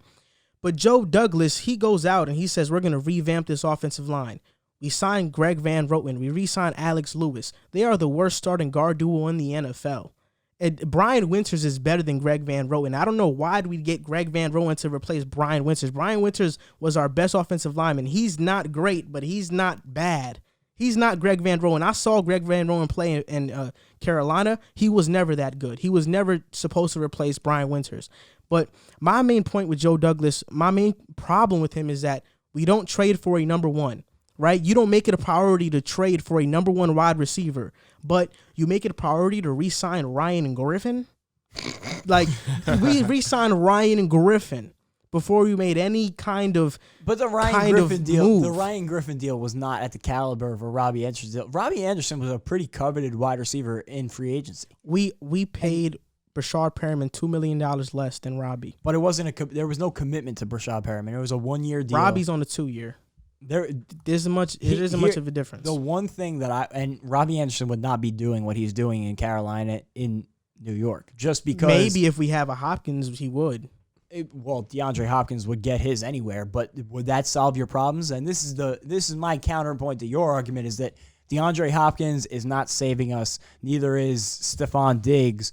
Joe Douglas right now is playing the long game, and that is why he asked for a 6-year deal coming in, is because this team was not being fixed in 1 year. It's not being fixed in 3 years, and it's the main reason why I think Sam Darnold is not going to be the future quarterback for the Jets, because his rookie deal is going to expire. We talked about it. His rookie deal is going to expire, and we're not going to be ready to win yet. And as a Jets fan, I'm tired of playing the long game. I want to win now. well, yeah, so am I, but you've never had a real GM. You had John Isdick and Mike McCagnon who were playing Madden. If Joe Douglas was an aggressive GM, we could have had an offense of Darnold, DeAndre Hopkins, Robbie Anderson, Jameson Crowder, Christopher Herndon, and Le'Veon Bell. And won 6 games. No, I don't think so. We would not Because have Jamal competed. Adams would have never been traded. If Jamal Adams sees that we trade for Hopkins, he doesn't want out. I guarantee it. Jamal Adams was gone at the trade deadline. Jamal Adams wanted to leave because we were losing. If he sees that we're looking to win, if we trade for DeAndre Hopkins, then we would have been good. Jamal Adams was the main person that told the Jets and wanted the Jets to sign Le'Veon Bell. He wants talent in New York, but he sees that Jamal Adams isn't dumb. He saw that the Jets were going to suit up Jeff Smith and Chris Hogan as starters. That's why he left. But nothing was getting better. Even trading for DeAndre Hopkins would have been a mirage, just like signing Le'Veon Bell was, because our offensive line is still not good. Our defense is not good. It is bad without Jamal Adams. I have this theory, right? A great offensive line makes mediocre receivers look good. A great receiving core, San Francisco. Boom. Okay. A great receiving core makes a bad offensive line look better than they are. Houston is a perfect example. Arizona is a perfect example. Rams. Houston has Deshaun Watson, though, who is not. Sam Darnold is not on Deshaun Watson's level. And Deshaun Watson, he be running for his life. That offensive line is terrible. Exactly. Sam Darnold is, and it is because of the Jets that he's not there yet. But Sam Darnold is not on that level, and we haven't given him the chance to even prove that he can be near. And we wouldn't have, because he still wouldn't have had an offensive line. He still would have been running for his life, but he couldn't do it at the level that Deshaun Watson for his life. But I think the offensive line wouldn't be such a glaring issue if our receivers can get separation and he can let go of the ball quicker. But he can't, because we got no receivers. But when you look at Lawrence Cager, Sam Darnold is still missing throws. Like, he's still making erratic plays. He's still missing throws. And I do think that a lot of that has to do with how he's been developed as a quarterback and the fact that he has to learn under Adam Gase, which is a joke.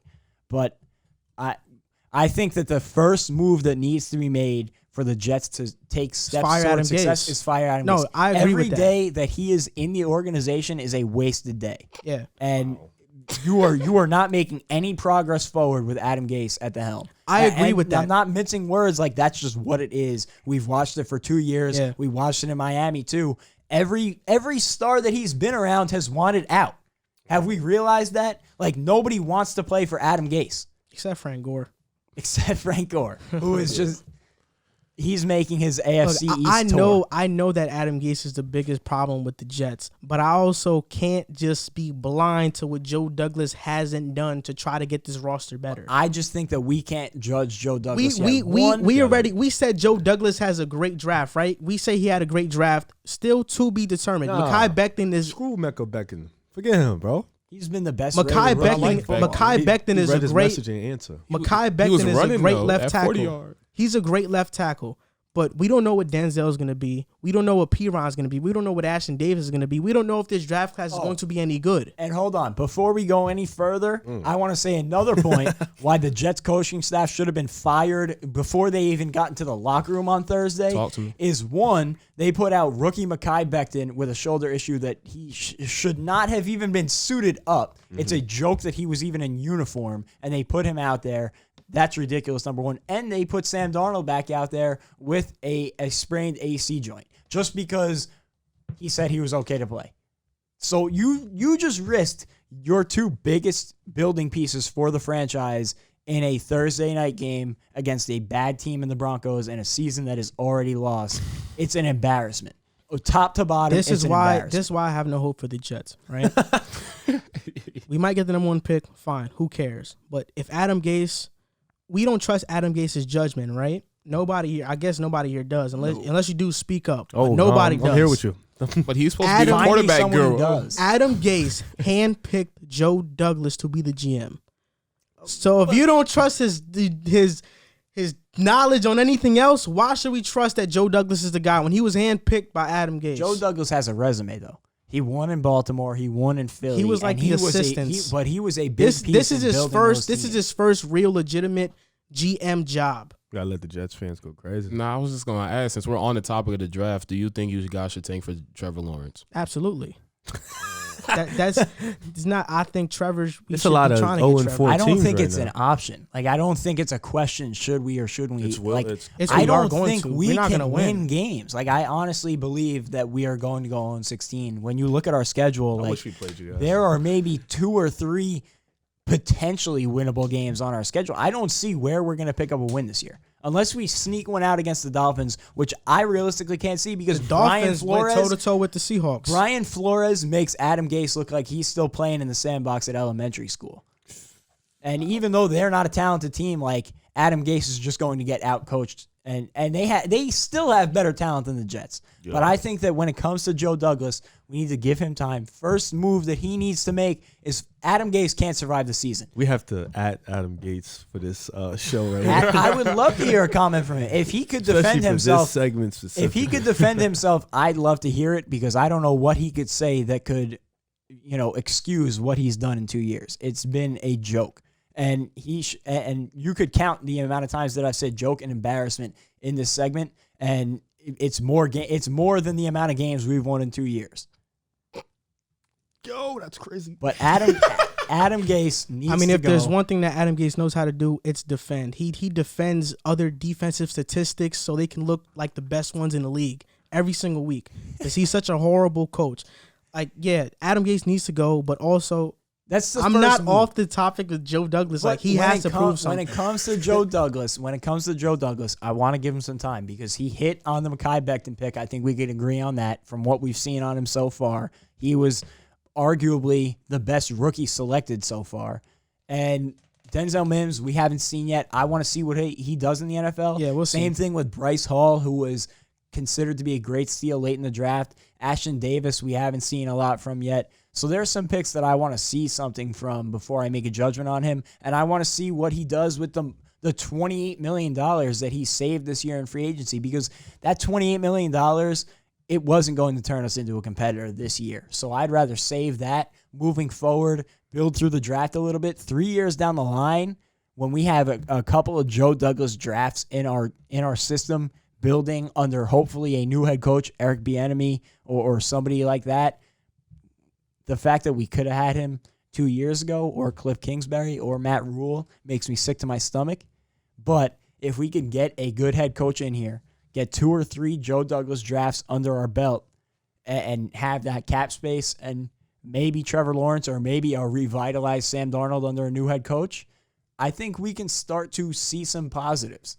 But if we get to year 3 and we're looking at the same situation and another failed head coach, then I'll be on your bandwagon. We'll see. Okay. You guys good? You guys straight? You're good? We're good. You good? We're good. Just make sure you guys are good, We had to let you guys get that out. Just sit back real quick. Yeah. Just enjoy the show. Yeah, just enjoying you guys going your little We're about to Adam talk Gase about a rant. functional team, a team that's 3-1, Oh, we're division winners, by the way. not by a lot, by like Shut half up. a game. You're at the bottom.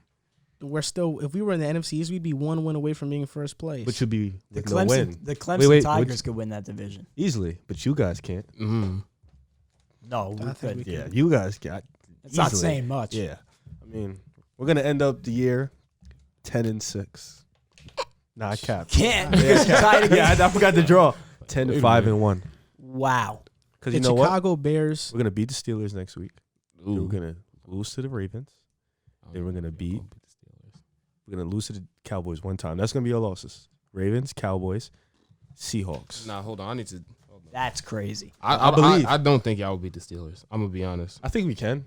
Wasn't I think it, you can, it was yes, but I don't literally think it will like happen. last week that you were talking about Carson Wentz might not be the guy. And then what happened? We And go then out, he we had beat the one great Niners, game. and I'm like, he didn't even have a great He game. had one great half. Yeah. He had All right. one great quarter. We beat the and Niners. now everybody's back on board. The Steelers, their combined record, their 3 games, their 3 teams that they played, the combined record is 1-11. They ain't play nobody yet. We can The same beat amount of Steelers. wins you guys have.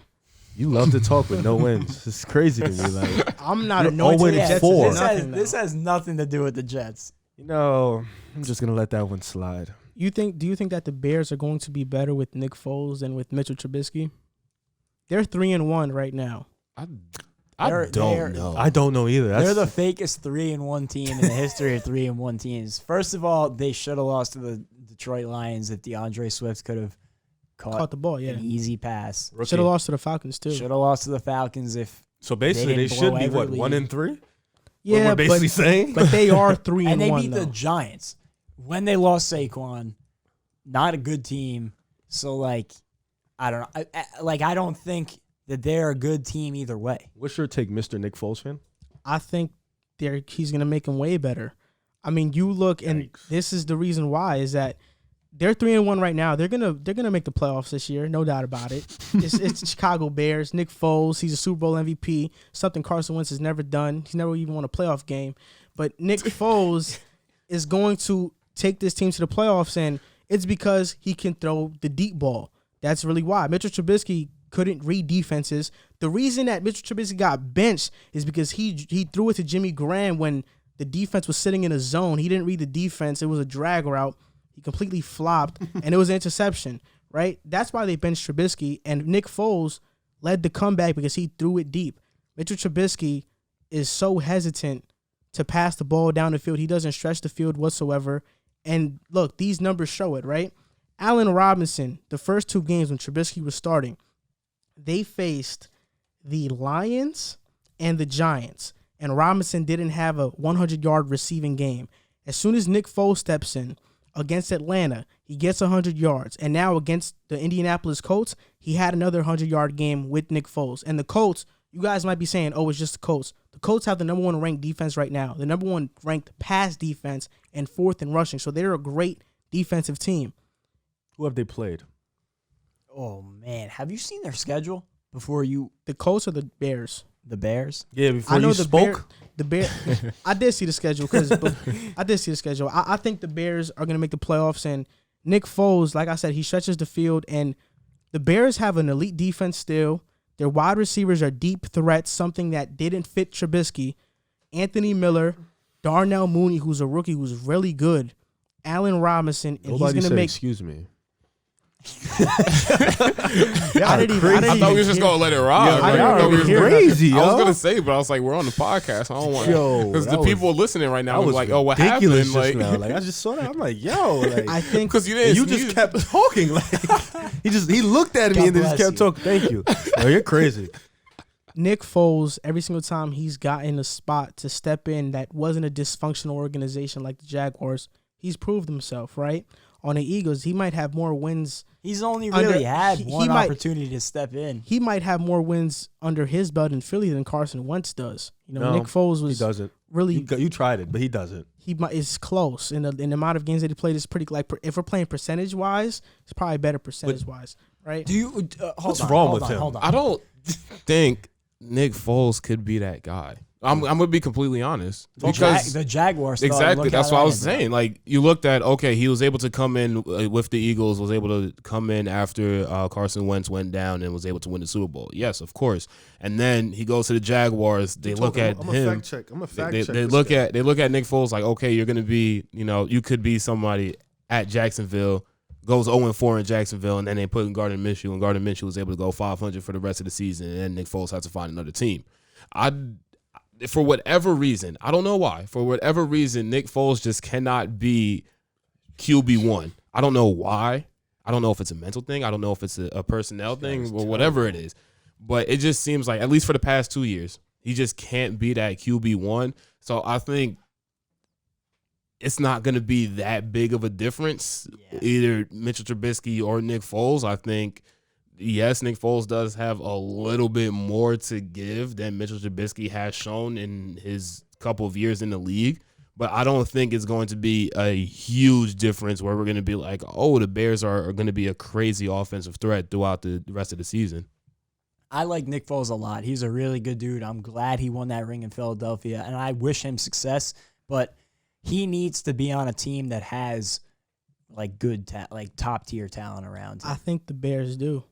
Allen Robinson's number one. I definitely don't think they do. Allen Robinson's number one. That's where we are having like a little disconnect here. Is I don't think they have the talent that Nick Foles can succeed with. Like the Bears would need a superstar or even star quarterback could succeed with the Bears, and I don't think that he is that guy. My question to you is, are you saying that the Bears are going to win that division? No. Because if not, then tell me how they're getting a playoff spot, because you have realistically 4 NFC West teams that could be a playoff team and 2 Philly. NFC South teams that could Don't be forget a our playoff division. team. I mean, you could talk about the NFC West, right? But the Don't forget our division. The gets a Cardinals. Every team in that division. Our division The gets a team. Cardinals are 2-2. Unfortunately. Yo, our division The gets a team. Cardinals are 2-2, and the 49ers are 2-2. The Bears are better than both of them right now. So if Well, the we're talking about 49ers have also been majorly Healthy But Niners. but they are going to the be. Bears. Bosa's out The for Bears the year. aren't better than the healthy Niners. The But Bears the are. Niners aren't healthy. I don't think the Bears are better than an injured Niners. No, I don't. I You just beat disagree. them.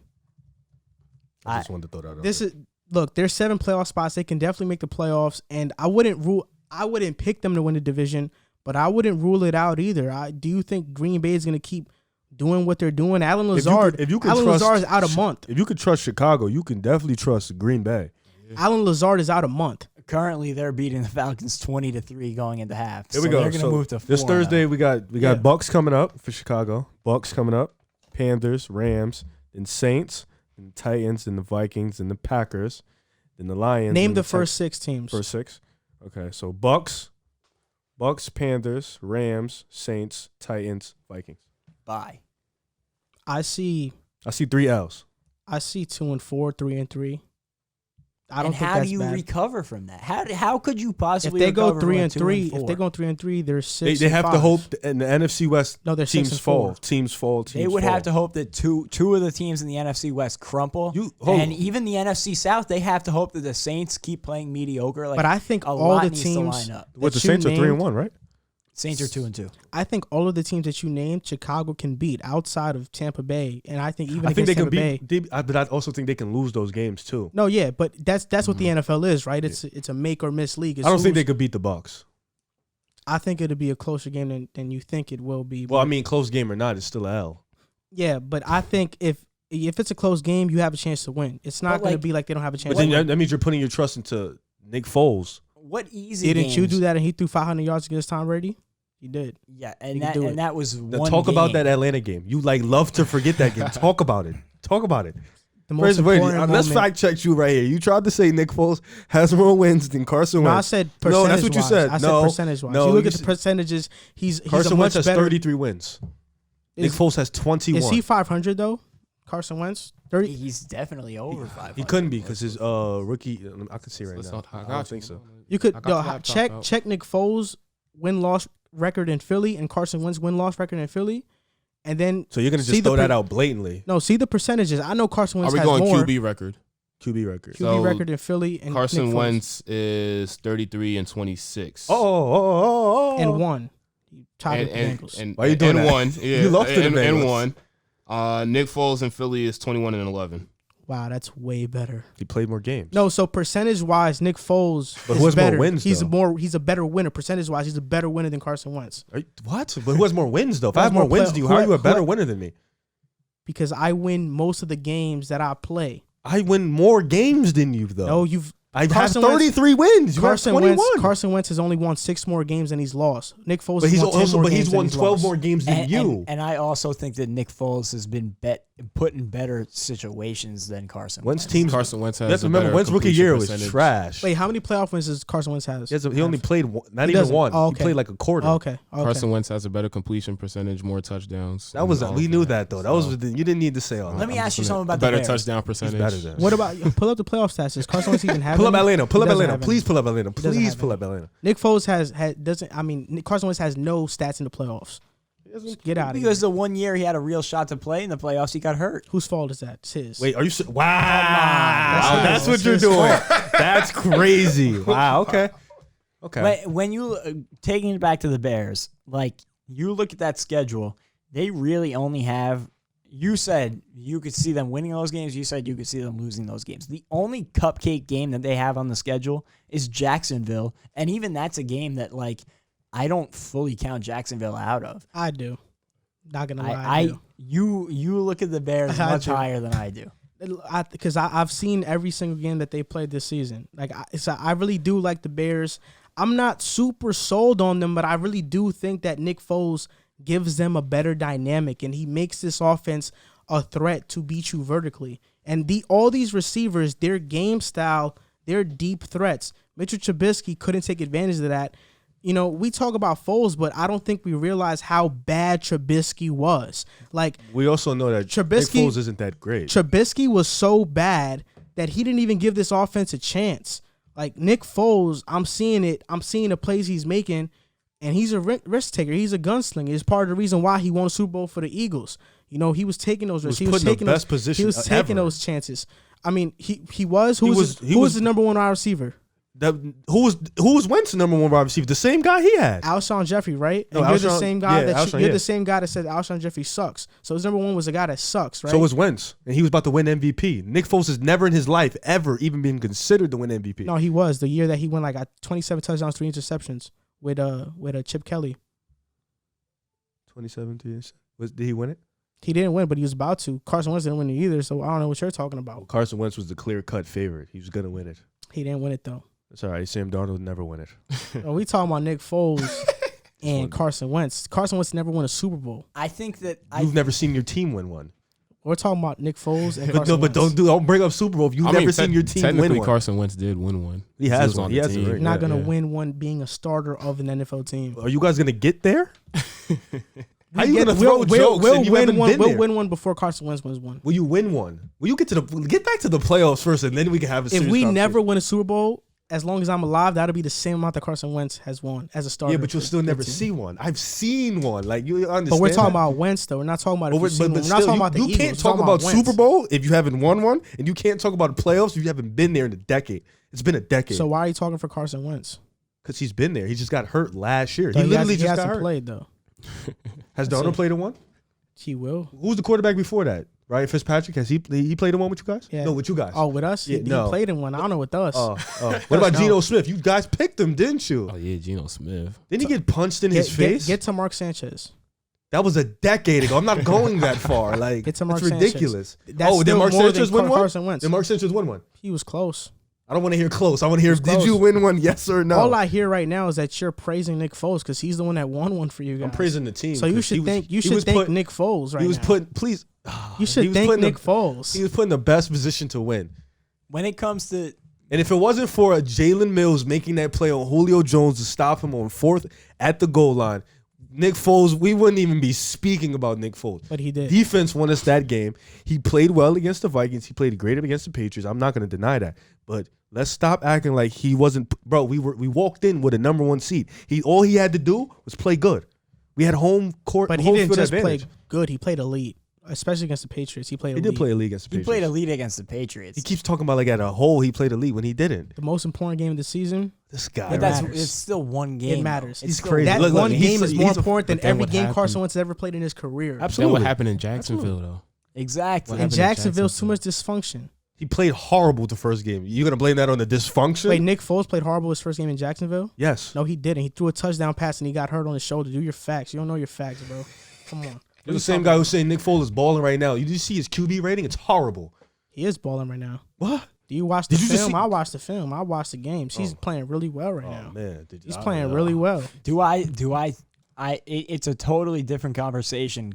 Do they have a better chance with Nick Foles, or can they be a playoff team with Nick Foles? No, yeah, but I think that, yes, he gives them a better chance for the reasons you mentioned. He's a different quarterback than Mitch Trubisky, especially at this point in Trubisky's career. He has not progressed to the level that Nick Foles is at. He's going to take more risks downfield, and like you said, it shows in the numbers. But I still don't see any way that they could be a playoff team this year. Just if for no other reason than the NFC is stacked. I think they have a chance, but I also do think that the Bears are way better with Foles than with Trubisky. And Riv, you were kind of slick trying to talk about Nick Foles' QB rating. Carson Wentz is the worst rated quarterback in the league right now. We knew that, though. So what are you talking about? we all knew that. You want to talk about Foles? Wentz is the worst one in the league right now. Nick Foles was literally a backup for Mitch Trubisky. I promise you Carson Wentz would never be that in his life. There's a reason for that. He sucks. There's politics. Everybody knows politics. Everybody for knows Mitch Trubisky. They selected him with the second overall pick. Come on, they had bro. to. They're ridiculous. Literally, the only reason he was playing was because they had to give him at least a chance to succeed. That's the only reason why. But yeah, you want to downplay Nick Foles, man? He won your Super Bowl. You better give him some respect. Simple as that. So we're gonna move on to the NFC This guy West is division. terrible. I'm looking at his numbers. Nick Foles sucks, bro. He's terrible, bro. Oh my god, bro. We're gonna talk about the NFC West. Yo, he's bad. Like The Seahawks are 4-0 right now. The Rams are 3-1. The Cardinals are 2-2, and the 49ers are 2-2. This is the only division in football that every single team in the division is 500. Every single team in the division has a better record than the Eagles, who are first in their division, right? they also have a bet. You know what? So I just want to ask you guys, who are you guys predicting to win this division? I'm gonna start with you, Wilnir. Honestly, I'm gonna say the Seahawks. I mean, when you're undefeated right now, you have that 1-game advantage in the conference. I mean, that's a huge point, and I think Russell Wilson is playing with a chip on his shoulder this season, to say the least. And I think that team that Russell Wilson has with him, both on the offensive side and the defensive side as well, is honestly really good. So I don't see the Seahawks falling out of that top spot. I think that they'll find a way to win the division. I'm gonna agree with him. If the Niners were healthy, I would have said the Niners, but I'm gonna go with Russell Wilson and the Seahawks. The way he's playing like an MVP talent, and I think that team is just so full force on being behind Russell Wilson. He's a great leader. Bobby Wagner. They got Jalen Adams now.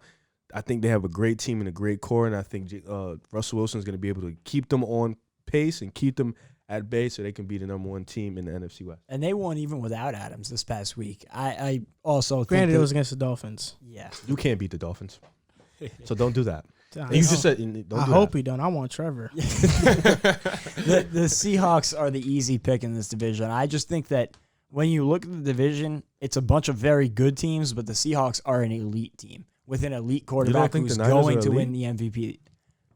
I don't think that No, they're where not. they're at right now, they're elite. With Bosa out for the season, Right, Garoppolo right. is going to be coming back. You don't know what's going to be up with him after that high ankle sprain. They're dealing with a bunch of injuries right now. So I think right now, the Niners, even with the injuries, are a good to very good team. The same thing with the Rams. I'm not sold on them being elite yet. And Jared Goff, I'm still not sold on fully yet. I love Jared Goff. The way, at least not the way I'm sold on Russell Wilson. Like, I know what I'm getting out of yeah, of Russell course. Wilson every week.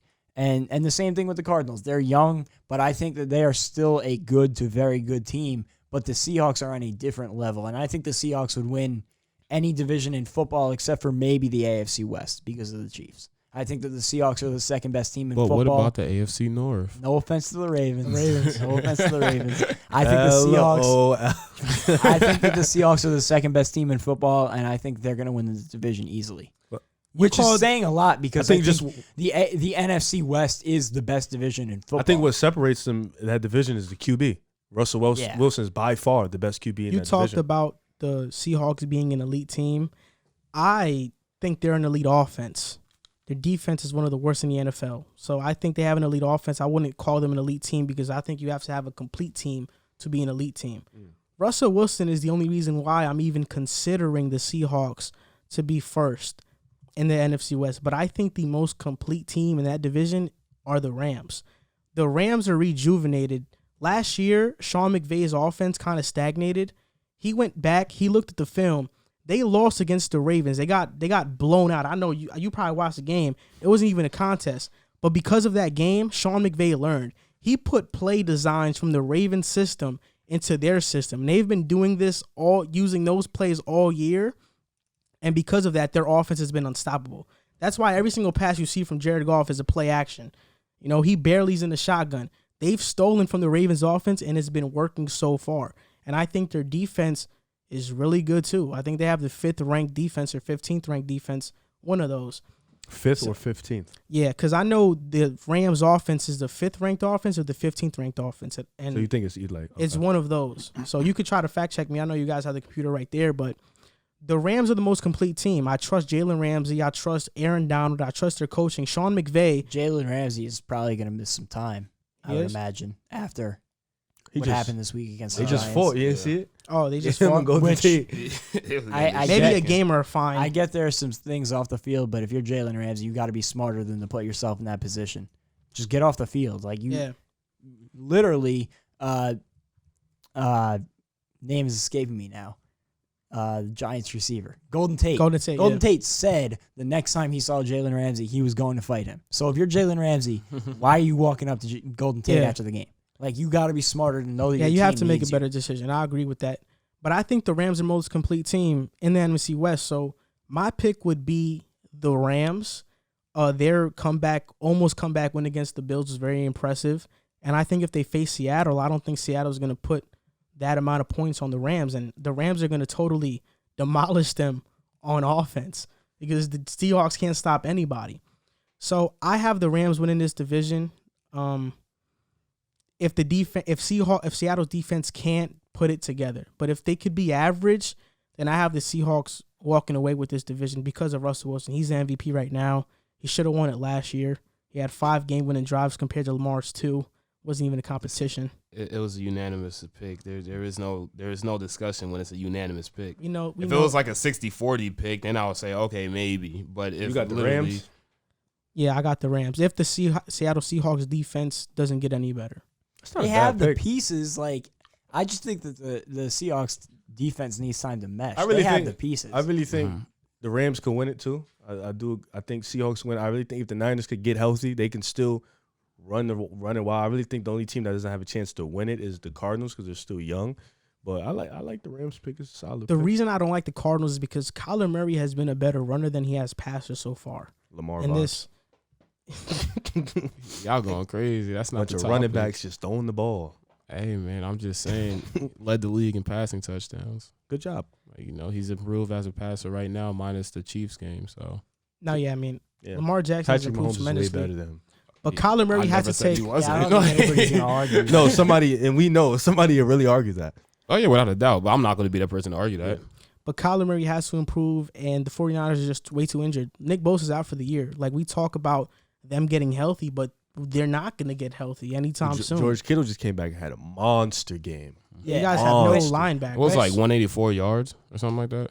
Yeah, when we say, like, get healthy, I think we're talking relatively, like, get Jimmy Garoppolo like Jimmy back, G get and Kittle back. Kittle. And Kittle they just was got wilding other day, bro. I was scared, bro. He was going crazy. But Richard Sherman play yesterday? Yeah. So he's back too. Yeah. That was like his first game back.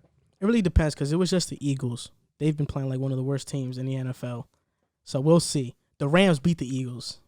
Good job. They beat your Cowboys too. The Rams, Cowboys. Who's Cowboys? You love the Cowboys. They beat your Cowboys too. I don't love the Cowboys. I love Dak Prescott. Okay, well, they beat Dak. The Rams have also not had the most difficult schedule yet. Yeah, they haven't. The Bills was a tough game though. Yeah, and they should have won it. They should have won it, but they came out really sluggish and against teams like, I don't know. You keep throwing jabs. I'm still not sold on the Bills. You're a hater. I'm done with you. I'm so done with you. Honestly, I'm done with him, man. He keeps saying that. Honestly, I'm sold on the Bills because their schedule isn't very difficult. Okay, that's a different story. I mean, like, I'm sold on the Bills in terms of them finishing first in that division now. Yeah. Because their schedule, like, you look, they got the Raiders. Well, they beat the Raiders, right? Yes. They got the Seahawks, I think, coming up. They got the Jets coming up again. I think. Next 6 is Titans, Chiefs, Jets, Patriots, Seahawks, and Cardinals. That's a pretty tough 6. I'm really excited to see that. That's a tough 6. I'm really excited to see that Chiefs game. I'm excited to see the Titans game. I want to see the Seahawks game.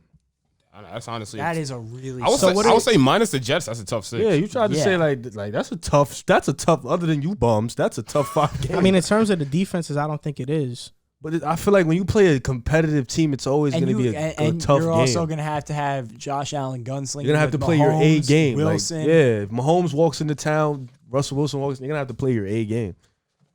I think they can.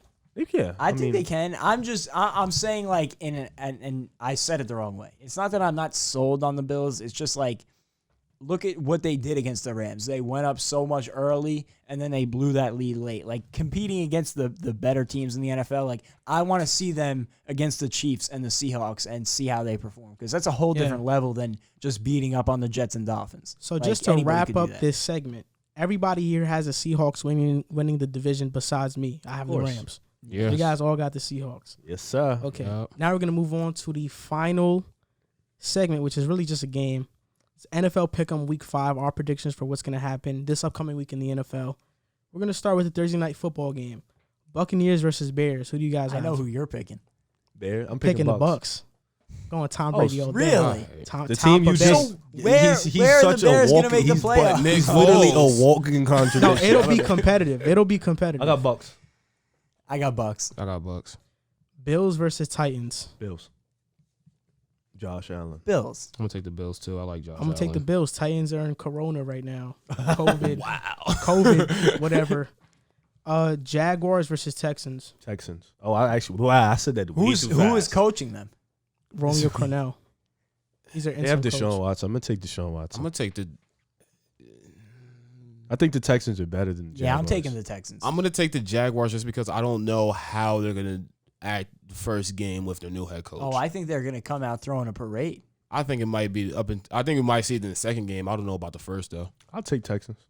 I'll take the Texans. I'll take the Texans matter too. who wins to me. Bengals versus Ravens. Oh, the Ravens. I'm going to Ravens too. I was gonna say I was hoping somebody said something else. I'm going to Ravens. I'm going to Ravens. Panthers versus Falcons. Panthers.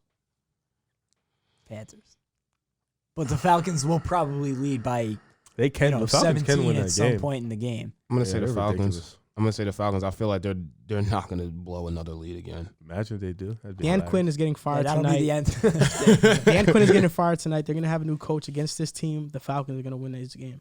Raiders versus Chiefs. Chiefs. Chiefs. That's a division game too. I got the Chiefs too. Set that up. Cardinals versus Jets. Anyways, next one. Yeah, next. You know what we're gonna. You guys pick. all got Cardinals. Yes. Go ahead and say. Go ahead and pick your team. I want you to. Please honestly. say the Adam Jets. Gase 0-4 last year, Week 5 against Dallas. Nobody expected the Jets to win. Sam Darnold had a great That's game. Dallas. They suck. Denzel Mims is coming back. Book it. He's gonna have a phenomenal performance. The Jets are winning this Week 5. Okay. Week 5 matchup. Adam Gase is good in Week 5.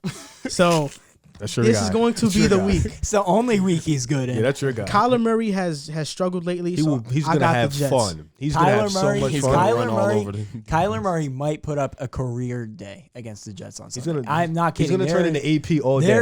There is nobody in our organization that can guard DeAndre Hopkins. There's DeAndre Hopkins You haven't had might a go player for since 200 Darrell yards. Revis that can guard DeAndre Hopkins. DeAndre Hopkins might go for 200 But I yards. think Denzel Mims is gonna have a 200-yard game. LOL smiley face. Next one. Nah, I'm playing, but I do think the Jets win this game. No, I'm glad you're confident in your team. I don't see how Denzel Mims is going to go for 200 yards on wide receiver bubble screens. That's all he's going to get. Eagles versus Steelers. Eagles. I'm going Steelers. I think the Steelers defense finally put it together in this game, and I think the offense starts slowly clicking. We're hot. That's all I'm gonna tell you. We're hot.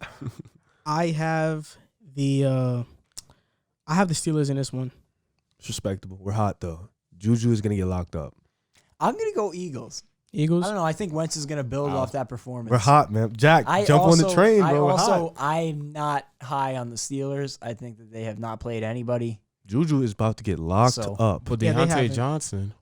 Deontay Johnson is good. I know, but Darius Slay is gonna put Juju on the island. Rams versus Washington. Rams. I think it'll be a good game though. I don't think it's going to be a good game, Rams. Rams. I got the Rams too. I'm very, very tempted to pick Washington, but I'm going to go against that and pick the Rams. Dolphins versus 49ers. Niners. Oh, who's coming back? That's the question. Is Jimmy playing? I don't Is even CJ know. Berthard starting? Because if he starts, I'll pick them. I'm going to go Dolphins. If Going Dolphins? if Mullen starts, Dolphins. If he doesn't start, Niners. I feel like the start doesn't even matter. Now CJ's I way think- like if you watch CJ, he's better than Nick Mullins. Nah, he was better on that drive. No, he's better. I think I'm gonna go. He did what he did. He did what Nick Mullins did all game in like 5 minutes. I think I'm gonna go 49ers. I'm going to 49ers too. Giants versus Cowboys. Cowboys. Giants. Cowboys. Cowboys. he's really thinking about it. I wasn't thinking about it. I'm saying it's the division game. It's the Giants. I will be amazed if the Giants win. The Giants. I don't think they've beaten Dallas in a while. I say Dak has to have a fourth quarter comeback. It's going to be the Cowboys, but I feel like Dak's going to have to come back in the fourth quarter. Yo, when the score is 45-7, I want to screenshot it and send it to you. So you're picking the Cowboys. I'm going to pick the Cowboys, but it's going to be like... So you think Dak has to come from behind on the Giants? Yes, he's going to be down like 20. He's going to be down like 24-20. Cowboys are historically bad defense. So we had somebody pick the Jets and the Giants in the same set. What a record day. That should be illegal. That's a record day. I didn't pick the Giants. No, you're picking my them. bad, No, you're picking them. Broncos versus Patriots. Patriots. Is Drew Lock coming back? I don't even know, but I don't even think it matters. Patriots. To be honest. Patriots. Not Is the Cam Patriots. Newton And that hurts me so Cam much, Newton's bro. not going to play, though. Not? Well, I mean, you'd have to imagine his... Because he would have missed. Yeah, he'd have to miss 2 weeks, the 14-day... Oh. No, but he already tested like negative for it. He's good. Well, if he doesn't, it would be Jared Stidham because they benched Brian Hoyer in the fourth quarter and Stidham played in the fourth. So I really hate that the injury bug really hit the Broncos. Though. I still have the Patriots, though. I'm still taking Patriots. Yeah, I'm going to pick Patriots, but still. Colts versus Browns. Ooh. Actually, I'm going to go with the Browns because they just blew your guys out. Your little Dacky boy. So I'm going to go ahead and go with the Browns. I think they're hot. So I think they're going to come in and beat the Colts. I'm also going Cleveland. I'm going Colts. And they threw a parade because they were 3-1. They're terrible. You got to understand how much that's of a struggle terrible. organization they are, bro. They threw a whole parade. I'm going to go Browns, though. I like the Browns offense once it actually starts clicking. I have the Colts. The Colts have the number 1 defense in the NFL. And screw that. They have Odell. And Jarvis. They got Xavier Rhodes. And Kareem. He's the best corner in football right now. And Baker. Is he really? Yeah. That's tough. Vikings versus Seahawks. Seahawks. By 1 million. I got... Honestly, I think this is the game the Seahawks lose. I got the Vikings. Wow. Kirk Cousins stinks. No, he doesn't. He had a bad game. He's not a good quarterback. He's an average quarterback. Last game, Chargers versus the Saints. I actually like that game, but I'm going to go with the Saints. Wait, Michael Thomas come back? I don't even know. Sanders had a good game last week. I'm going to go with the Saints. We do these on Monday. It's like a week away. Like, I'm not going to know who plays or who doesn't. Saints. So I'm going to go Saints. I'm also going to go Saints. I'm going to go Saints. I'm going Saints too. So this does it for this episode of the Pick a Side podcast. I think this is episode 28 or 29. I want to thank episode 30. We got to throw a party. I want to thank Wilnir for being here today. Give me a little applause. It was an excellent show. If you guys enjoy our content, please share it. It helps us grow. Follow us on Instagram at Pick a Side Podcast and subscribe to our YouTube channel at Pick a Side. And for those of you who would like to help out the show, you can donate to us on Patreon. To find our site, simply type in patreon.com/pickasidepodcast, and you can look at all the tiers and choose how much you would like to donate. Thank you for your support, and thank you for watching, and see you next time.